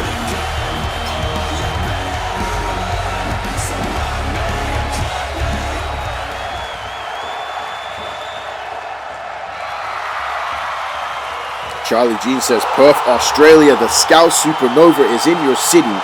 I recently was in Canada defending this light heavyweight title at Super Slam Showdown. And retaining that title was incredible. And as the first champion, I want to chase that feeling. I want to defend this title all over the world. So tonight, I want to call out some potential challengers. Well, again, Charlie G getting down to business. He wants to prove to everybody that he deserves this light heavyweight title. He wants to put this title on the map here in Annihilation. And what a beautiful championship it is. And what a lineage that we could create here on the Annihilation brand. He says, on Annihilation, Scorpion Zinder went one-on-one with the Eclipse and took him to the limit. Feng Lee defeated Malcolm Gray in a brutal match on Underground. Hector Flores returned as well on Underground, and he would also make a great challenger. But tonight, Dragonheart and Billy Valentine tore the house down, and I would love to defend the title against either of them. And all of those names, Zinder, Feng Lee, Hector Flores, Billy Valentine, Dragonheart would be all incredible challengers for Charlie Jean and that light heavyweight championship. Oh, wait a minute. How could we forget the man that is cut in weight to try and make it to the light heavyweight title division? Mr. Stacy Sweet. Stacy, if you're nasty. And, oh, wait a minute. Wait, this ain't Stacy Sweet. This is Guy, his spotter. Well, I mean, technically Guy can challenge for the light heavyweight championship as well. Let's not forget that. Again, unlike the cruiserweight title, the weight limit is 230 pounds. A light heavyweight. So Guy could challenge for that title as well. And where is Stacy Sweet? And this crowd here ain't responding to Guy at all.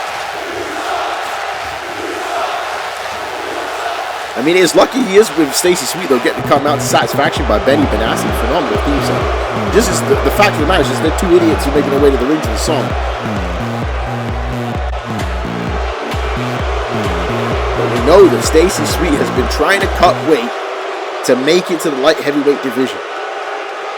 And now Guy says, Brody, I think it's crazy how you could name 4 or 5 Olympians to challenge for the light heavyweight title, but forget the hardest working man in the ring. How could you forget the head bro, the anabolic anomaly, Stacy Sweet, Stacy, if you're nasty? That's kind of wild that he says that about Stacy Sweet. And that he called 4 men Olympians is insane. But you can hear Perth booing the hell out of Guy tonight. And Charlie Jean straight up put that light heavyweight title in his face. And he says, I didn't forget Stacy and his weight cutting journey. But just like 40,000 people here in Perth called you an asshole, Stacy is an asshole. KK Crown made it real simple. If Stacy can lose the weight, then I'll be waiting and ready to defend the light heavyweight title. And that's the rule. If Stacy Sweet can lose the weight, it is an automatic title matchup because of the effort he put in to go after this championship. And Charlie Jean straight up saying is like, if Stacy Sweet can lose the weight, I'll put that belt on the line. Oh, wait a minute. Now you don't get in a man's face like that. Guy got in Charlie Jean's face, and Charlie Jean taking him out there, and there's a supernova kick. If you're feeling foggy, you better jump. And if you ain't, you better get out the ring, and Charlie Jean is going to make sure that Guy gets out of the ring very unceremoniously here, as Guy now being thrown to the outside of the ring here. Thanks for coming, Guy. Guy will be in a gym near you. Wait a minute, what is this? Wait a minute, is that Stacy Sweet? Oh my God, look at the condition Stacy Sweet is in. Oh my Lord, look at how ripped Stacy Sweet is, folks.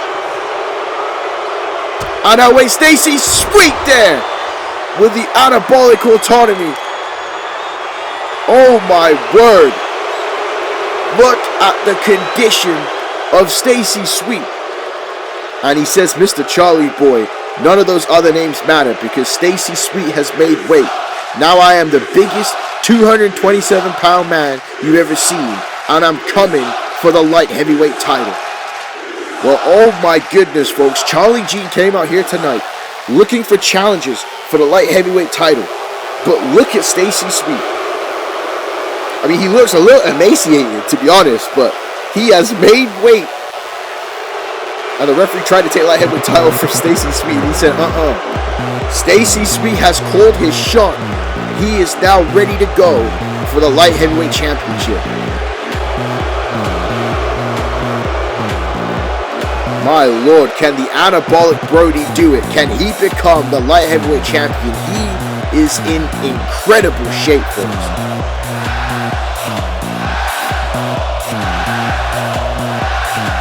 And there is the one of the most dangerous men in this Elimination Chamber matchup. And I was going to say one of the biggest. He is the biggest. There is Zeus representing MPWF World and one of the favorites to win in the Elimination Chamber.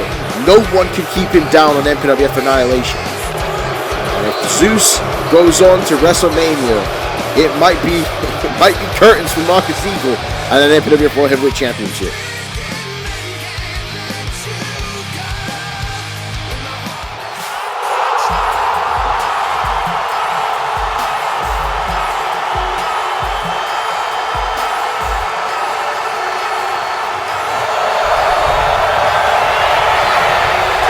I think this one, folks, began at the Royal Rumble when Tora helped the Cypher eliminate Max Payne. We know that Max Payne has had his problems with KK Crown, and honestly, at some point, KK Crown might need to go fight Max Payne himself to deal with it. But Tora has built a ton of momentum in the last 6 months here in Annihilation. Just missing out on an opportunity to be in the Elimination Chamber matchup. But then Max Payne went out of his way to dress down Tora. And we didn't hear Tora say a word. And then he showed up and hit Fatality on Annihilation on a previous episode. And now the stage has been set for the Irresistible Force meeting the Immovable Object here on Crossroads. Tora is again one of the top prospects on Annihilation. One of the youngest stars looking to break out big. And a victory over Max Payne could catapult him to the stratosphere here on Annihilation.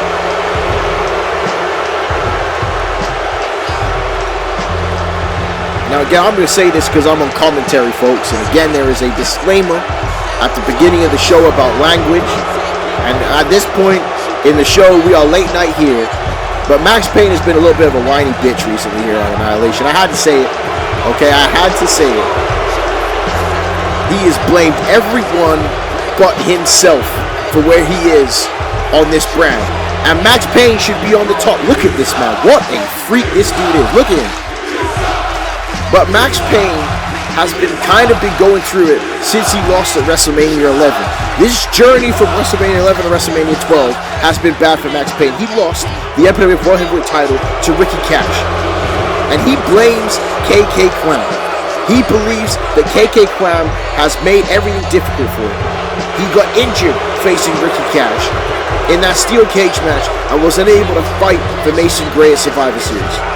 Then Mason Gray losing the War Games match, and now Mason Gray no longer in the MPWS. Thank God, thank Allah, thank whoever you can think of for it. Jehovah God, Yahweh, whoever. Thank whoever up above for making sure that Mason Gray no longer in the MPWF. And Max Payne has not reached the heights that he had whilst Mason Gray was in charge. Again, Max Payne lost his match against the Cypher to get into the Elimination Chamber. And then he thought he was going to dress down Tora. Tora said, "You lost your damn mind?" Both of these men from New York City, from different boroughs. They've had very similar upbringings. Looking at each other, mirror, split images. You can take it the way you see it, have it the way you want it. And look at this. Immediately they're going to fight. And Max Payne can intimidate most people, but he ain't going to intimidate Tora. And now Tora telling him to go here. And now look at this big right hand there by Tora. Like I said, Tora, you know he's supporting the New York Knicks. He's there in the NBA final. Max Payne, I don't know if he even supports sports, ladies and gentlemen. Max Payne supports Mason Gray and himself. As he whips Tora into the ropes now. Now look, whoa, big Mongolian chop there by Tora. Tora trying to knock the big man over, and it ain't going to be easy. And now Tora again running into Max Payne, but Max Payne ain't dropping, folks. And Max telling him to bring it, and Tora does. Tora does. This is a very highly anticipated matchup here at Crossroads. Now a big right hand there by Max Payne and a big insecurity. Then Max Payne is a friggin' Super Saiyan, ladies and gentlemen. He is a freak athlete. I was like, look at this here. Oh, a flying jump kick there to Tora. T-Dot don't have the speed that Max Payne has. He's powerful, but like I said, Max Payne is a monster, is a freak. He looks like he was built in a lab, folks. Any of you guys play WCW Mayhem? Do you remember the intro for that game? If you have, might be aging myself here, ladies and gentlemen, but that wild video where Goldberg is like, rah, rah, he's screaming, and they got the percentages going up. That's Max Payne. As my T-Dot fights back there. A clothesline there by T-Dot. For its time, WCW Mayhem was fire, ladies and gentlemen. As T-Dot telling Max Payne right now, you ain't gonna intimidate me. This is my ring now, boy. This is my house now. Max Payne here, getting back in the ring, and T-Dot again staking his claim here in Annihilation. Max Payne ain't gonna give it up though. Not that easy. Now he whips T-Dot right into the referee. And now he has T-Dot on his shoulders, but T-Dot though fights back with the elbows. I'm serious. If you ain't seen that intro for WCW Mayhem, when this is done, type it into the YouTube comment section. Not YouTube comment section, in the YouTube search engine, folks. And now wait a minute, look how quickly Max Payne got to the top rope, but a flying clothesline there by the Mega Man. And he said if he wasn't such a whiny prat, Max Payne would be one of the most cheered people in the Major Payne Wrestling Federation because of stuff like that. And now look at that, throwing T-Dot across the ring. And now wait a minute, gonna continue. Oh my God. A standing high angle backflip at that size is insane. And now he's going to go for it again, but T-Dot this time saw it coming. And Max Payne went for it, went to the well too many times. And now T-Dot setting him off the ropes, dropped down there by the Destroyer. And now, oh my God! And T-Dot saying, I got that power. I got that power, son. And oh, look at this. Oh, is he going to press slam him? And oh no, he's not. Not able to get Max Payne all the way up on a bicycle kick. T-Dot was feeling himself there, and Max Payne shut that down right there, right quick. And Max Payne now standing tall in his ring, feeling confident. T-Dot now going to have to gather himself back up here, and this is exactly what KK Cram said earlier. You know, oh, big clothesline. he ain't concerned about it, but Max Payne is no joke. There are very few men in wrestling that have a victory over Max Payne. Now wait a minute. Now T-Dot here with the body slam and sends that bag leg right into the ropes. Very intelligent move there by the Destroyer. And now T-Dot has Max Payne up, and now look at that. Managing to launch Max Payne across the ring is an insane feat of strength. And a kick out there by the Mega Man. And that's the thing here. Max Payne no longer has KK Crown to bully. You got to deal with T-Dot here tonight. Oh, dude. Kicks right to the face there by Max Payne. Oh, Lord have mercy. And that one may have just knocked out T-Dot, folks. You saw the way T-Dot's eyes rolled in the back of his head, but it wasn't enough. Max Payne ain't happy about that. Max Payne ain't happy about that at all. And now look at these clumsy blows to the back. To the lower back of T-Dot. And this is exactly where Max Payne wants to be. This is his happy place, ladies and gentlemen. The pace is his. The momentum is his.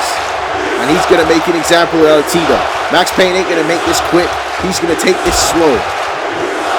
He going to make love to T-Dot here tonight. Pause. But he going to make him feel everything here tonight. And now another insecurity there to T-Dot. And T-Dot in real time is discovering why Max Payne intimidates 98% of the MPWF roster. And now T-Dot in trouble here. It's Max Payne now. Oh my God. T-Dot goes face first into the turnbuckle. And a big boot to the face for good measure. And now big forearm into the face with the cover. 2. And T-Dot getting the shoulder up. And this crowd here booing the hell out of Max Payne. But Max Payne has been in enough big match situations that he ain't going to be concerned about that. But now, nice Mongolian chopper reverse there by T-Dot. And T-Dot still staying in this moment, Max Payne. Now big right, big left, kick to the midsection, and a clubbing blow to the back. And T-Dot continuing to fight here. And now the Destroyer has Max Payne right back on those ropes again. And now T-Dot going to build that momentum with a clothesline, and he takes both men to the floor. What a big move there by T-Dot. This is an incredible big man match here as he launches Max Payne into the ring. These singles matches, again, we started with the light DDT there by Max Payne. With the light heavyweights of Dragonheart and Billy Valentine. And then we moved to the heavyweights in the Eclipse and Tora. And now we here at the super heavyweights, ladies and gentlemen, with Max Payne and T-Dot. Oh wait, T-Dot though fights back again. And now these two men scrapping on the outside of the ring here. So they are no strangers to warfare, no strangers to fighting. And what a big uppercut there by T-Dot, winning that exchange with Max Payne. And now oh my God! What a powerbomb by the Destroyer. And he has 40,000, 50,000 people going nuts for him here tonight. If he can hit fatality, but he's not going to go for it. He's going to go for the cover. Wise move there by T-Dot with the cover. 2, and Max Payne just gets the shoulder up.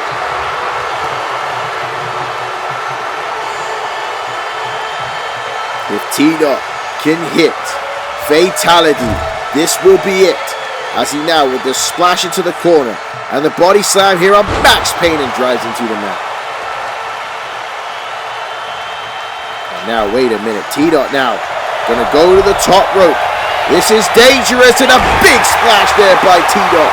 Hooking the leg here on Max Payne to end it. I know Max Payne getting the shoulder up.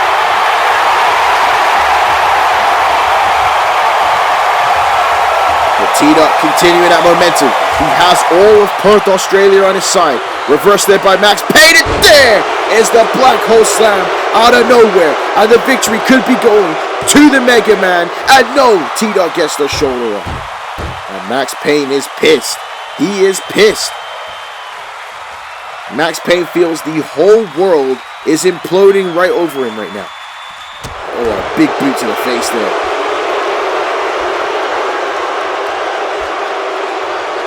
Now, wait, come on now, Max Payne. You don't need to do this. You don't need to use an unprotected turnbuckle here.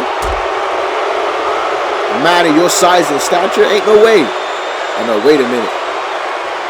He's got Tito up in the powerbomb, and the referee's in the way, and it's giving Tito enough time to fight back with those right hands. And there it is! Fatality! Fatality! And Tito with the victory over Max Payne, and oh, Max Payne grabbing the rope. Max Payne grabbing the rope. But I tell you right there, Max Payne couldn't kick out, folks. He could not kick out. And now, wait a minute. He's got him up here. And there is a Tiger Powerbomb. And how lucky was Max Payne to survive that, folks? And now, wait, Max Payne may have had enough here. Max Payne now grabbing another weapon. And the referee's had enough. The referee trying to stop him from bringing that weapon into the ring. And, oh my God. Meredith Grey, I'm begging you. I am begging you. Please, can we do something about the wrestlers attacking the referees here? These men don't care about authority. This is crazy. They have some issues. And now, wait a minute. The referee is down. And now T-Dot has Max Payne on the top turnbuckle here. And now, wait a minute. Suplex. Oh my God. No way. Oh my goodness, folks. The ring exploded. The ring has exploded, and T-Dot standing tall here. Oh my goodness, what a moment here at Crossroads. My goodness, what did we just witness, folks? T-Dot just superplexed Max Payne up the turnbuckle, and the ring exploded, ladies and gentlemen. And the referee throwing this one out for the disqualification for Max Payne hitting him in the face. But we don't have a ring at the moment, folks. It has been destroyed.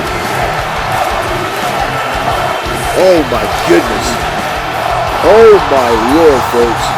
And there is Sub-Zero, Angel Ramirez, Ortiz, and I have a lot to say about Ortiz when he makes his way to the ring to the Elimination Chamber as Ortiz prepares for our main event coming up next. But we have personnel rushing to the ring, folks, because it has been shattered and destroyed thanks to T-Dot and Max Payne, meaning this is far from over between those two. And there's Meredith Grey on the stage, folks. What an insane moment we just witnessed here at Crossroads.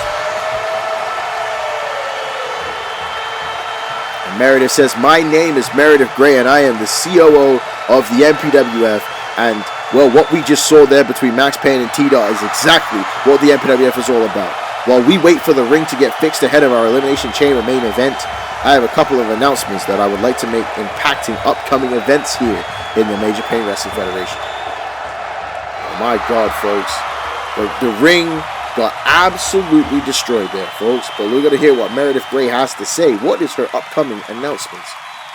She says the first announcement is in regards to the MPWF Hall of Fame. What a monumental achievement it is for an MPWF wrestler to reach the pinnacle of our industry.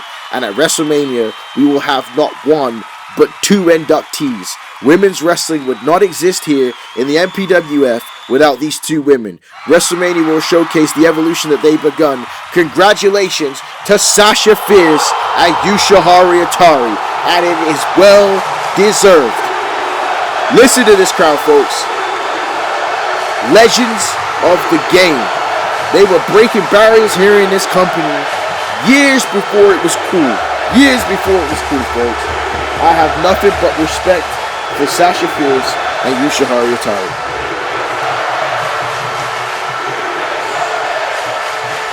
What a moment that's going to be at WrestleMania 12 for those 2 women in the Hall of Fame. And Meredith says, now as for my next announcement, WrestleMania is about opportunities, and WrestleMania 12 will be no different. The Money in the Bank ladder match will be returning.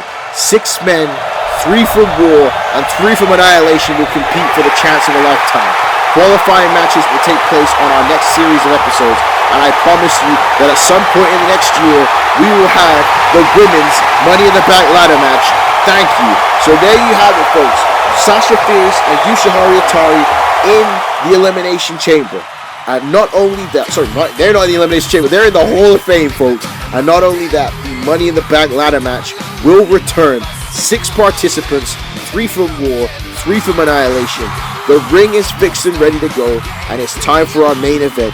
Who is going to meet Marcus Eagle for the MPWF World Heavyweight Championship at WrestleMania 12? Folks, this has been an incredible show, but it is nut cutting time. It is main event time. It is Elimination Chamber time. And one more time, congratulations to Sasha Fierce and Yoshiharu Atari for joining the MPWF Hall of Fame.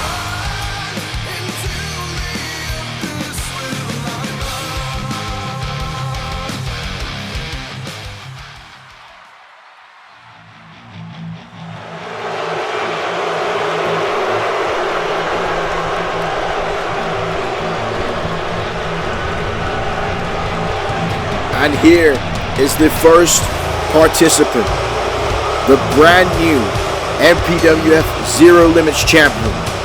And it was not without controversy on Annihilation.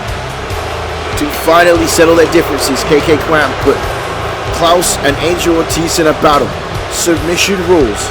You can see the damage that the Kimura lock did to the arm of Klaus. We never see Klaus walking around exposing an injury, but he was finished. Had it not been for Kane Knight disrupting Angel Ortiz, and then Klaus capitalized, and Ortiz passed out in the crossface, leading to Klaus becoming the Zero Limits champion. Klaus, the former MPWF World Heavyweight Champion, lost to the Cypher at Halloween Havoc before the title was cashed in on by Marcus Eagle. Klaus has been looking for a chance to get back to the world title, and this matchup is made for him. He fought and grew up in the Russian fight pit, and the closest thing may be this Elimination Chamber. Klaus may be looking to become a double champion, like the man that beat him for the title.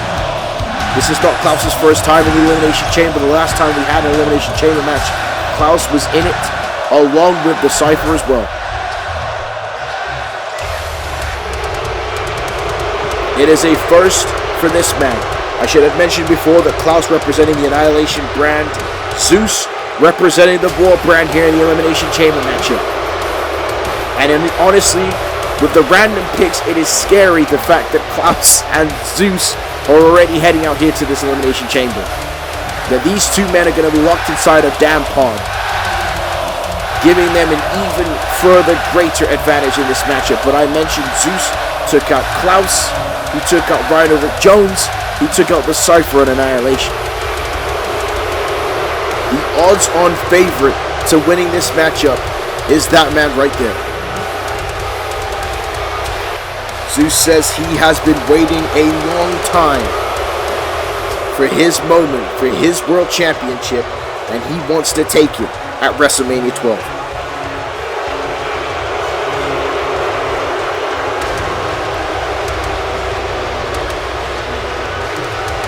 Staring down Klaus.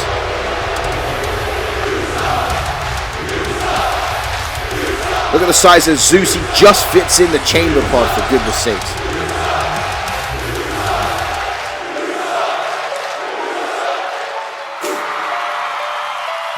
And here comes a man who has made the most out of his opportunities here in the MPWF. I've talked about every time he comes to the ring. Rick Jones debuted at a very tough time here in the MPWF. Debuting before WrestleMania. But he is, again, like I said, he's managed to get himself in the Elimination Chamber match with an opportunity of a lifetime. The Rhino used to be the Major Pain Wrestling Federation, a former tag team champion. Took himself to the World Wrestling Future to save himself from being fired. Became the World Wrestling Future champion and then came back to MPWF World. And now he is here with the opportunity to fight for a chance to compete for the World's Heavyweight Championship at WrestleMania 12.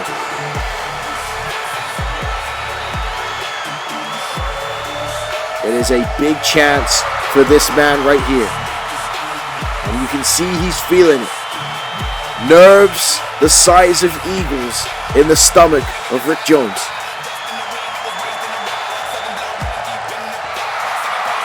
But this is the big stage. This is where you want to be. It's time to show up and show out.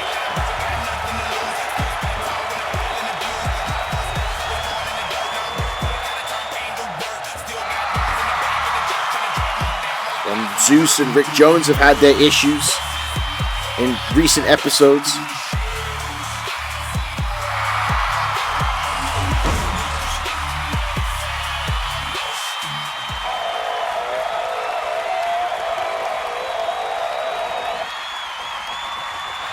And what a journey it has been for this man. Winning the original core contest. And then not being able to be a part of the MPWF for years. Then returning in 2021. And then having to start from the very bottom of the roster. And K-Knight has literally clawed rung by damn rung to get to the top. And here he is in the main event of Crossroads. Inside the Elimination Chamber, the Tattooed Terminator wants to break out here tonight. And he takes the final chamber pod, meaning we know the two men that will start off this Elimination Chamber match. K-Knight representing MPWF World, moved over there when he cashed in the Underground title and became the European champion. He said to Tom Sawyer that when this was all said and done, he still wants his European title back. But his focus is getting to WrestleMania 12.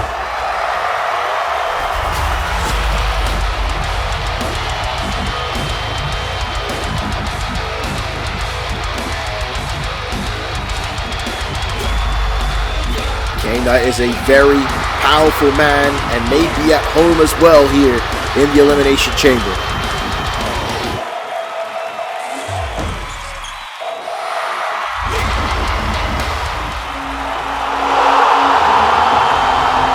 And you hear the ovation for the biggest fan favorite in not just this match, but the entire Major Pain Wrestling Federation. And speaking of journeys, this man won the MPWF World Heavyweight Title at Halloween Havoc. Only got to hold on to the title for 5 minutes before Marcus Eagle cashed in the Money in the Bank briefcase. The Cypher entered the Royal Rumble matchup at number 1, was on the verge of winning, and Marcus eliminated him. Marcus Eagle does not want to face this man for the World Championship, but the Cypher said it best. You cannot get into the chamber. Now it is up to me. The Cypher must beat 5 other men in order to go to WrestleMania and meet his adversary and try and win back not just his world title, but to win it back for the blue brand for Annihilation. It is a tough road with the Cypher starting this chamber matchup, but this kid likes to fight the odds, and he's going to have to here tonight. A massive ovation from Perth, Australia. The Cypher in tremendous shape. And look at that, going right into the face of Kane Knight. Those two had a scrap on Annihilation.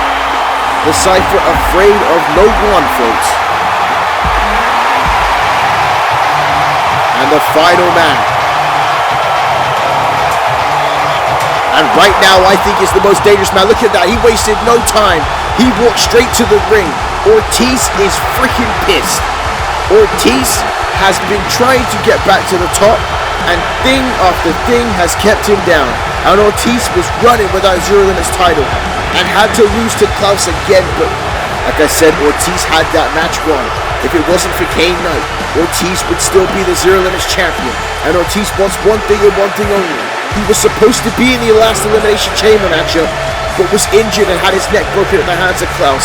But he's in this one. Can Sub-Zero Angel Ramirez get it done? Can he get to the World Heavyweight Title match at WrestleMania? And he is going to be starting this off with the Cypher, representing the Annihilation brand. Both of those men former tag team champions together. And now look at that, Ortiz looking straight at Kane Knight, the man that helped cost him the Zero Limit's title. And this raucous crowd sold out here in Perth is ready for the main event. Who is going to WrestleMania? And the bell has sounded, and Cypher and Ortiz right in each other's faces. It was the King of the Ring final at SummerSlam where they finally met one-on-one, and Ortiz lost to the Cypher. Cypher went on to become the world champion at Halloween Havoc, as mentioned before. And now Ortiz with a big knee lift there to the Cypher. Ortiz does not want to lose a second time in a number 1 contendership match for the MPWF World Title to that man right there. Well, this one is going to be tough because these two men love to fight, and they're going to have to try and pace themselves here because they are starting this chamber match first. As we saw from the way the first matchup went with the women earlier tonight, as Ortiz's head just bounced off the cage door there. We're going to have to wait at random to see who will enter the chamber next. And now the Cypher throwing Ortiz into the floor and the chamber itself. Marcus Eagle is watching this one closely. He got a warning from the Cypher. But it is not a guarantee that the Cypher is going to leave here tonight as the winner of this matchup. And a drop kick up the top rope, but Ortiz just shook it off. Ortiz just shook it off. And a big slam there by Angel Ortiz. The baddest man on the friggin' planet. The mayor of Suplex City. Has been without the world title too long, in my opinion. And he picks the Cypher right back up again for another slam here. Like I said, these Ortiz and Cypher actually like each other. They've trained with Rick Jones as well in the past. But you're not going to notice that. You're not going to know that the way these three men will end up fighting with each other in this matchup. And now Ortiz sends the Cypher to the buckle rope. Cypher, 2 feet to the face of Angel Ortiz. Right hand there, and now round with the waistlock. And Cypher now using his power here on Angel Ortiz, and a big slam there. Again, Angel Ortiz and the Cypher could care less about light heavyweight, cruiserweight. They are pound for pound the best fighters in the MPWF. And they ain't small men, gentlemen. Look at the Cypher here. Cypher's like 220 pounds of solid muscle. Angel Ortiz is like 215 of muscle. Oh my God. The New York Kid, the Cypher, just powerbombed Ortiz onto the floor. That was some sick impact here in this Elimination Chamber matchup. And you see the countdown. Somebody's going to be entering next as a belly-to-belly suplex on the floor as well. What a punishing structure that these men are in here. Now, who is entering number 3 in the Elimination Chamber match? And it is Kane Knight, the man that cost Ortiz the Zero Limits Championship. And what a boot there by Kane Knight.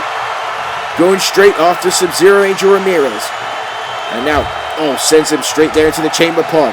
And now the Cypher decided not to get involved in this. And now, oh my God, right off the bat. Kane Knight making an impact.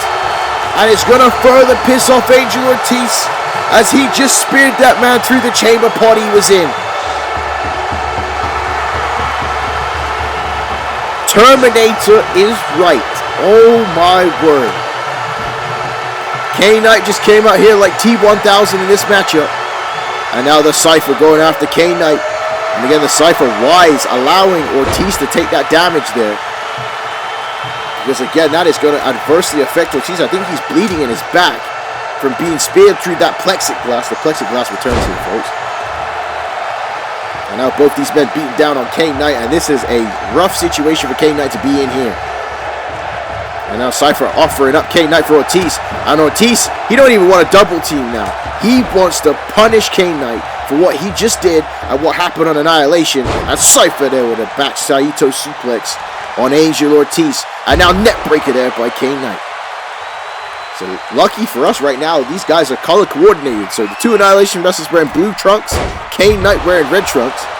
And then that's about where it ends for the next entrance come in. But we can see who is on which brand here. And with the MPWF World title on the MPWF World brand, it will be the final opportunity for the Annihilation brand to get a World Championship back. Because if that does not happen after WrestleMania, Meredith Grey wants to unify the titles on War and create a brand new World Championship for Annihilation. But that would mean getting rid of the MPWF World Heavyweight Championship and all of its lineage. Kane Knight with a shot to the midsection here, and I've talked about it before how I think Meredith Grey means well. But the MPWF World title, and not that the COW World title isn't, because it's the most prestigious title in MPWF World, but the MPWF World title is the championship that all the greats have held since we came here on YouTube, folks. And that right there is what these men are fighting to challenge for at WrestleMania. And now Ortiz trying to punch Kane Knight, but Kane Knight is no-selling it because of how big and strong he is, and there's a superplex. And at least the officials and referees were able to reinforce that ring. And oh, wait a minute, Ortiz picking Kane Knight up for the F5, and he hits it. F5 by Ortiz on Kane Knight with the cover. 2. Kane Knight has been eliminated. Ortiz gets his revenge as Rick Jones enters. And Kane Knight was not expecting that one. Kane Knight came into this matchup with a hell of a lot of impact, as there is Emerald Flosion by Rick Jones to eliminate the Cypher from the chamber, and the Cypher gets the shoulder up. Kane Knight came in with full impact in this matchup, but Ortiz getting his revenge with the F5, and I've got to give kudos to Angel Ortiz, because instead of losing his head, instead of trying to destroy Kane Knight, he eliminates himself. Sorry, not himself, but eliminates Kane Knight to guarantee himself further in this chamber matchup. And that's the thing that Ortiz has, that now the Cypher has, and Klaus has more than anyone else in this matchup, is that main event experience. Knowing what you have to do in a main event situation. Zeus has been there but not won the world title. The main event is a foreign land for Rick Jones.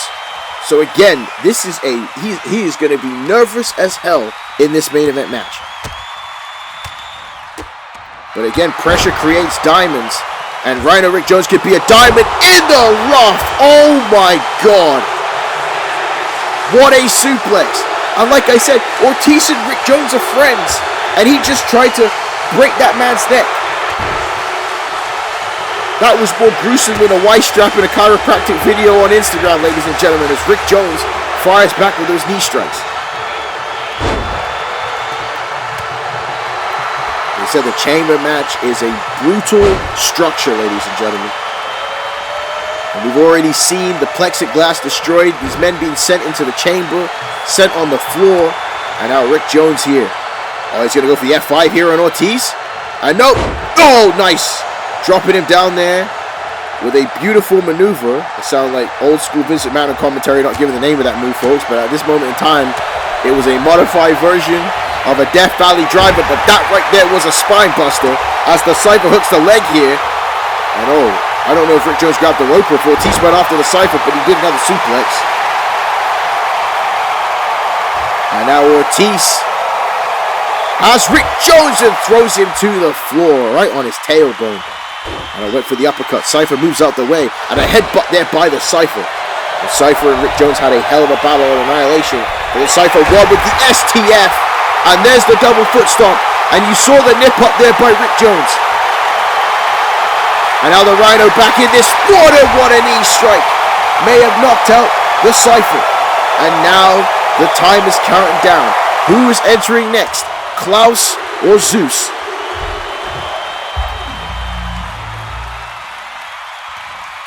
A big clothesline there by Angel Ortiz. And the King Scorpion and brand new Zero Limits champion. And look at this. Ortiz going straight after him. No wasted motion. And now he's going straight for an F5 here on the King Scorpion. And now he hits it. Oh my word. Ortiz eliminated Klaus from the Royal Rumble match.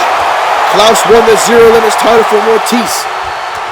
They need one more definitive match, in my opinion, to determine this rivalry. But for them, that could wait till after WrestleMania. Now look at that. Again, the athleticism of Rick Jones there in the ring with the Cypher. And the Cypher still not having an answer for that. And now Klaus. Wait a minute, he's got Ortiz. No, wait, Ortiz reverses here. Ortiz is all over Klaus, as Rick Jones is all over the Cypher here tonight, folks. Oh man, Klaus went face first into the chamber pod, and a clothesline there by Angel Ortiz. And now wait a minute, Ortiz now on the top rope here. And what a strike there by Rick Jones. And a Cypher with the elbow to Rick Jones. Ortiz dives on Klaus. Cypher has Rick Jones up, and there's Immortal Technique on the Rhino. And Cypher with the cover. 2, 3, and Rick Jones has been eliminated. And the majority of men are not kicking out of that, as the Cypher now on the top turnbuckle and a double foot stomp to Klaus. And we have 3 Annihilation wrestlers and 1 from Raw. Well, Brian Adams is going to be pissed, folks. Oh my God! The Cypher went skull first into that steel ring post. But Ortiz throwing Klaus back inside the ring here. And we now have 4 men left in this match. Zeus still has not entered the Elimination Chamber. And a big clothesline there by Klaus. And Klaus now is going to be in a handicap situation. He has issues with both of these men. And oh, the Cypher got split open when he went face first in that steel ring post. So Cypher has had an issue with that wound opening and reopening constantly. And that may cause him problems here in this match. Now another clothesline there by Klaus taking down the Cypher. And now another clothesline, and that one was vicious. And you see Ortiz grabbing his neck. Klaus would love to do away with it and break Ortiz's neck as well as the Cypher's here tonight. So between Angel Ortiz and Klaus, they have turned that Zero Limits title to a main event level title belt. And oh my God, that was vicious. But here we go. There ain't no suspense. We know who's entering next. And it's Zeus. And oh my God, Klaus is friggin' tandem powerbombing these dudes on the floor here. And now Ortiz going straight after Zeus. And now, honestly, the Annihilation guys may need to work together to take down Zeus. It may take 3 men to eliminate this man. Now Zeus pushing away Klaus, which you don't see very often. And Ortiz now running off the ropes here. And a big knee lift, and it drops Zeus. And now the Cypher here has Klaus in a Saito suplex. And a big kick to the midsection by Zeus and a clubbing blow to Angel Ortiz. And now the Cypher going after the big man Zeus. And we cannot forget that matchup between between Klaus and the Cypher for the MPWF World Title Halloween Havoc. It is a classic, folks. A banger, as they would say. And now wait a minute. Klaus is going to go for the Scorpion here on Zeus in the Elimination Chamber, and he hits it. The Scorpion. And oh wait, he sees Ortiz. And now, oh my God, what a suplex. Well, that was a mistake though. Klaus should have went for the cover on Zeus. Zeus is out from the Scorpion. Now look at these knees though by the King Scorpion, the Zero Limits champion. And Ortiz there with the right hand to Klaus. And now another German suplex there on the big man. And now, oh my word, look at the strength of Zeus. And the Cypher hasn't forgotten MPWF Annihilation when Zeus took him out. And Cypher now going right back to Klaus again. And now, Cypher has Klaus up and slams him to the mat. But Klaus's bogey is the Cypher, the only man that's been able to beat him. You know, Klaus has beaten everybody, but he cannot beat the Cypher. And up, oh my God! Suplex motherfucking city, folks. A big ass suplex to Zeus. And now a suplex there by Klaus to Zeus. And oh, the Cypher going for a suplex again there on Klaus. I think that was a mistake by the Cypher. Ortiz and Klaus had Zeus down and they should have stuck with it. As now there's a sideboard slam there to the Cypher as Ortiz now trying to break the leg of Klaus. And he will do it, folks. And Zeus choosing to break that up here. Zeus just asserting dominance here in this main event. And oh my God, there it is, end of days. And Ortiz to be eliminated but inadvertently saved by Klaus here. And now wait a minute here. Now, Klaus, what are you doing? We just saw the ring break with T-Dot and Max Payne. We don't need to test the limits here. Could you imagine a broken ring? And now Cypher goes for the cover on Ortiz. 2, and oh my God, he threw Zeus in to break the cover. Klaus broke the cover by throwing Zeus off the top turnbuckle. What an insane main event here, folks. And now, oh my God, Klaus has Ortiz and the Cypher up. Stack these men like cornwood, and a double Samoan drop as both men are busted open. And oh wait, Zeus here. Kick to the midsection of Klaus. And Klaus is not used to men being bigger than him, but Zeus is, and a powerbomb to Klaus to the floor. And now look at that, Zeus just stepped over the Cypher. And both Cypher and Ortiz are busted wide open here in our main event. Now Klaus, oh my God, just did a freaking running yeet drop kick to Zeus. He pissed off there, but wait a minute, the Cypher has Klaus up and a slam there to the mat by the Cypher. And now Zeus knocking down Angel Ortiz. And now again, this is a fight for position in this matchup. The two men that entered the chamber, the two men that entered it last, are battling here with the opportunity of a lifetime. And oh, wait a minute, the Cypher now gonna suplex Zeus. What are we doing here, folks? What are we doing? And if this doesn't break the ring, y'all need to do this for every single ring.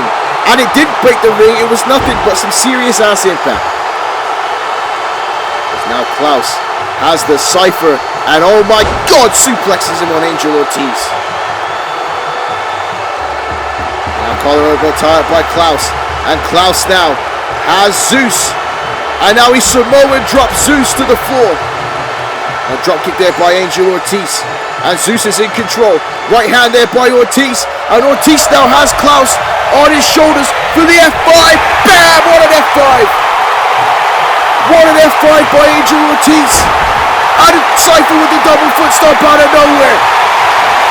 F5, double foot stomp. 2. Klaus has been eliminated. Klaus has been eliminated at the hands of Cypher and Ortiz. And now you see the vice grip there by Zeus to the Cypher. Y'all remember when Khali popped Rey Mysterio's head like a blood vessel?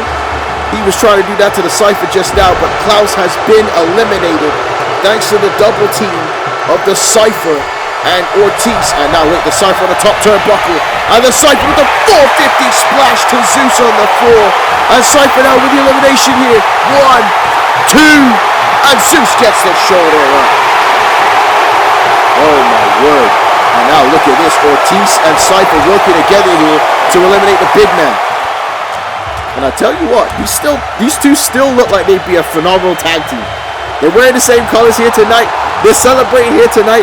Suplex City, New York Kid. I'd love to see, as Mama Monique would say, I'd love to see it. Oh no, wait, now Zeus though is fighting for his life here in this chamber matchup. For his opportunity to go to WrestleMania.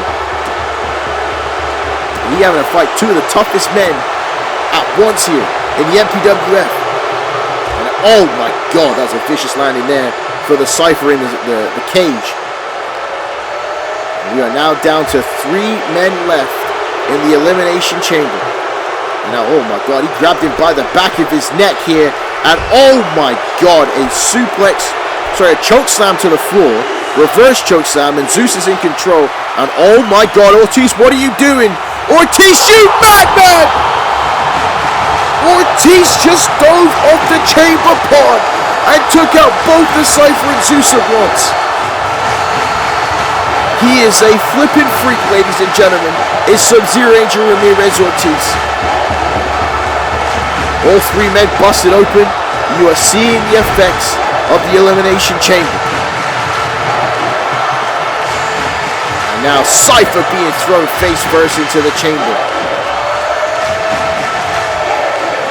MPWF faithful loving this, and what a neck snap there by Angel Ortiz. And now if he can F5 Zeus, he could maybe eliminate the big man in a boot to the face there by Sub-Zero. And now the Cypher getting back into the fray here, and Ortiz sees that. And Ortiz now, and oh wait a minute, here it comes, Suplex City. Multiple suplexes at once. Angel Ortiz in firm control right now in this main event.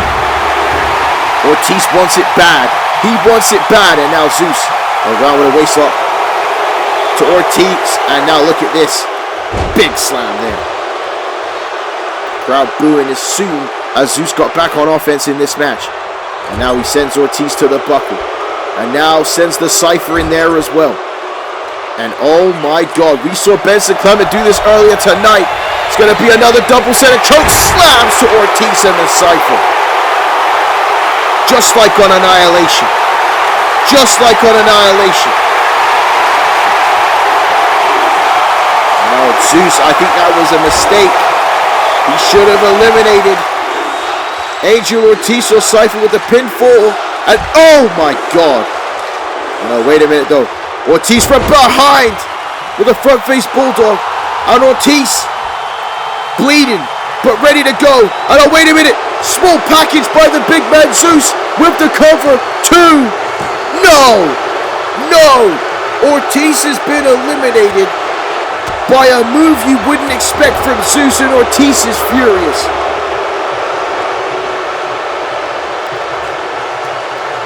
Zeus, with a small package, eliminates Ortiz.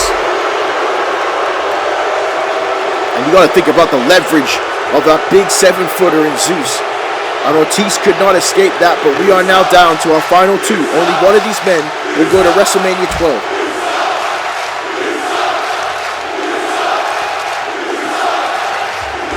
Oh my God, Zeus now is going to punish the Cypher. He has him exactly where he wants him, but the Cypher is never going to quit on you, folks. Never going to give up on the MPWF fans. As I've said, listen to them. Listen to them, ladies and gentlemen. This man has been fighting with the people. Excuse me, ladies and gentlemen. My voice is going because of the action. I've been talking a long time here. But the Cypher has this entire crowd on his side, and he takes that very seriously as a forearm right into the chamber. And they want it. The fans need it. They've wanted this since Halloween Havoc, and now look at the power as a deadlift powerbomb to the big man, and come on, get there, referee. 2, and Zeus gets the shoulder up.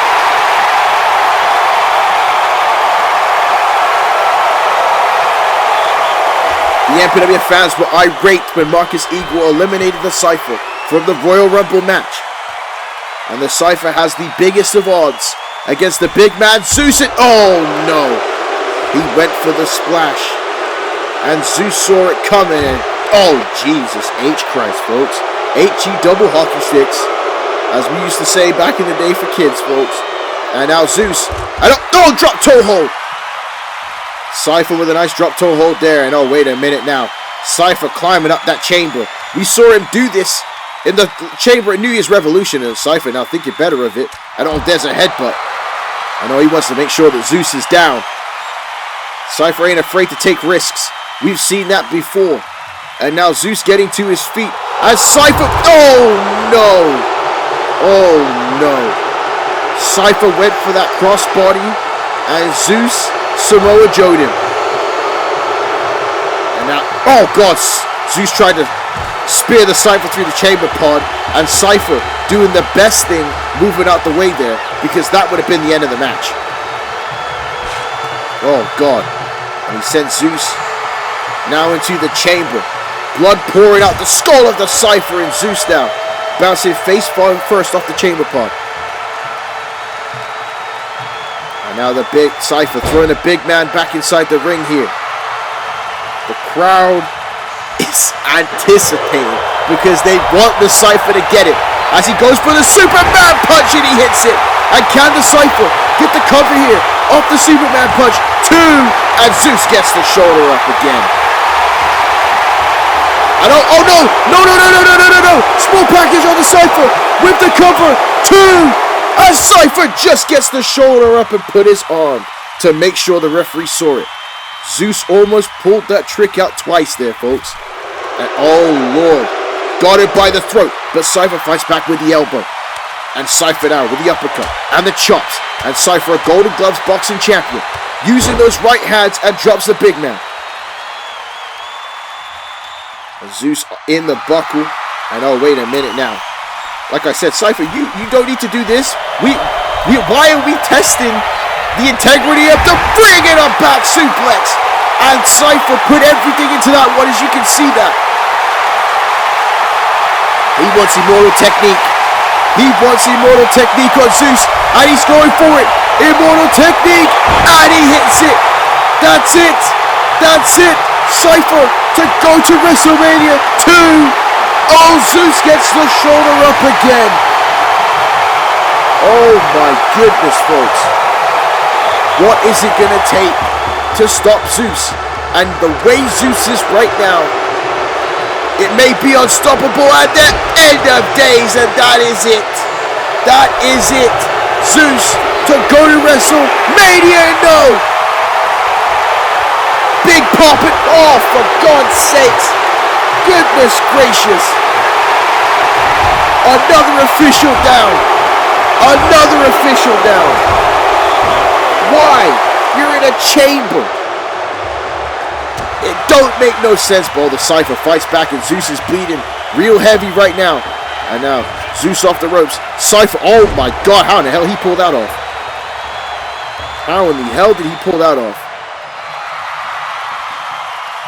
And the referee is down. And Cypher now bringing Zeus back up. And now with these body shots.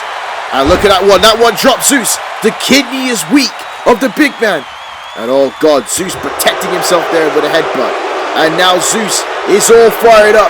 And go for the end of days again. And no, the Cypher with a big right hand. And now spine buster. Spine buster. And now the Cypher to send Zeus into the buckle. And again, we have tested the integrity of this so many times. But wait a minute. Cypher now could be looking for something completely big here. And now he has him with the same move he beat Max Payne with up the top rope. Does the Cypher, but he's not done yet. Maybe the 450 splash. And oh, wait a minute. Cypher going to the top of the chamber pod.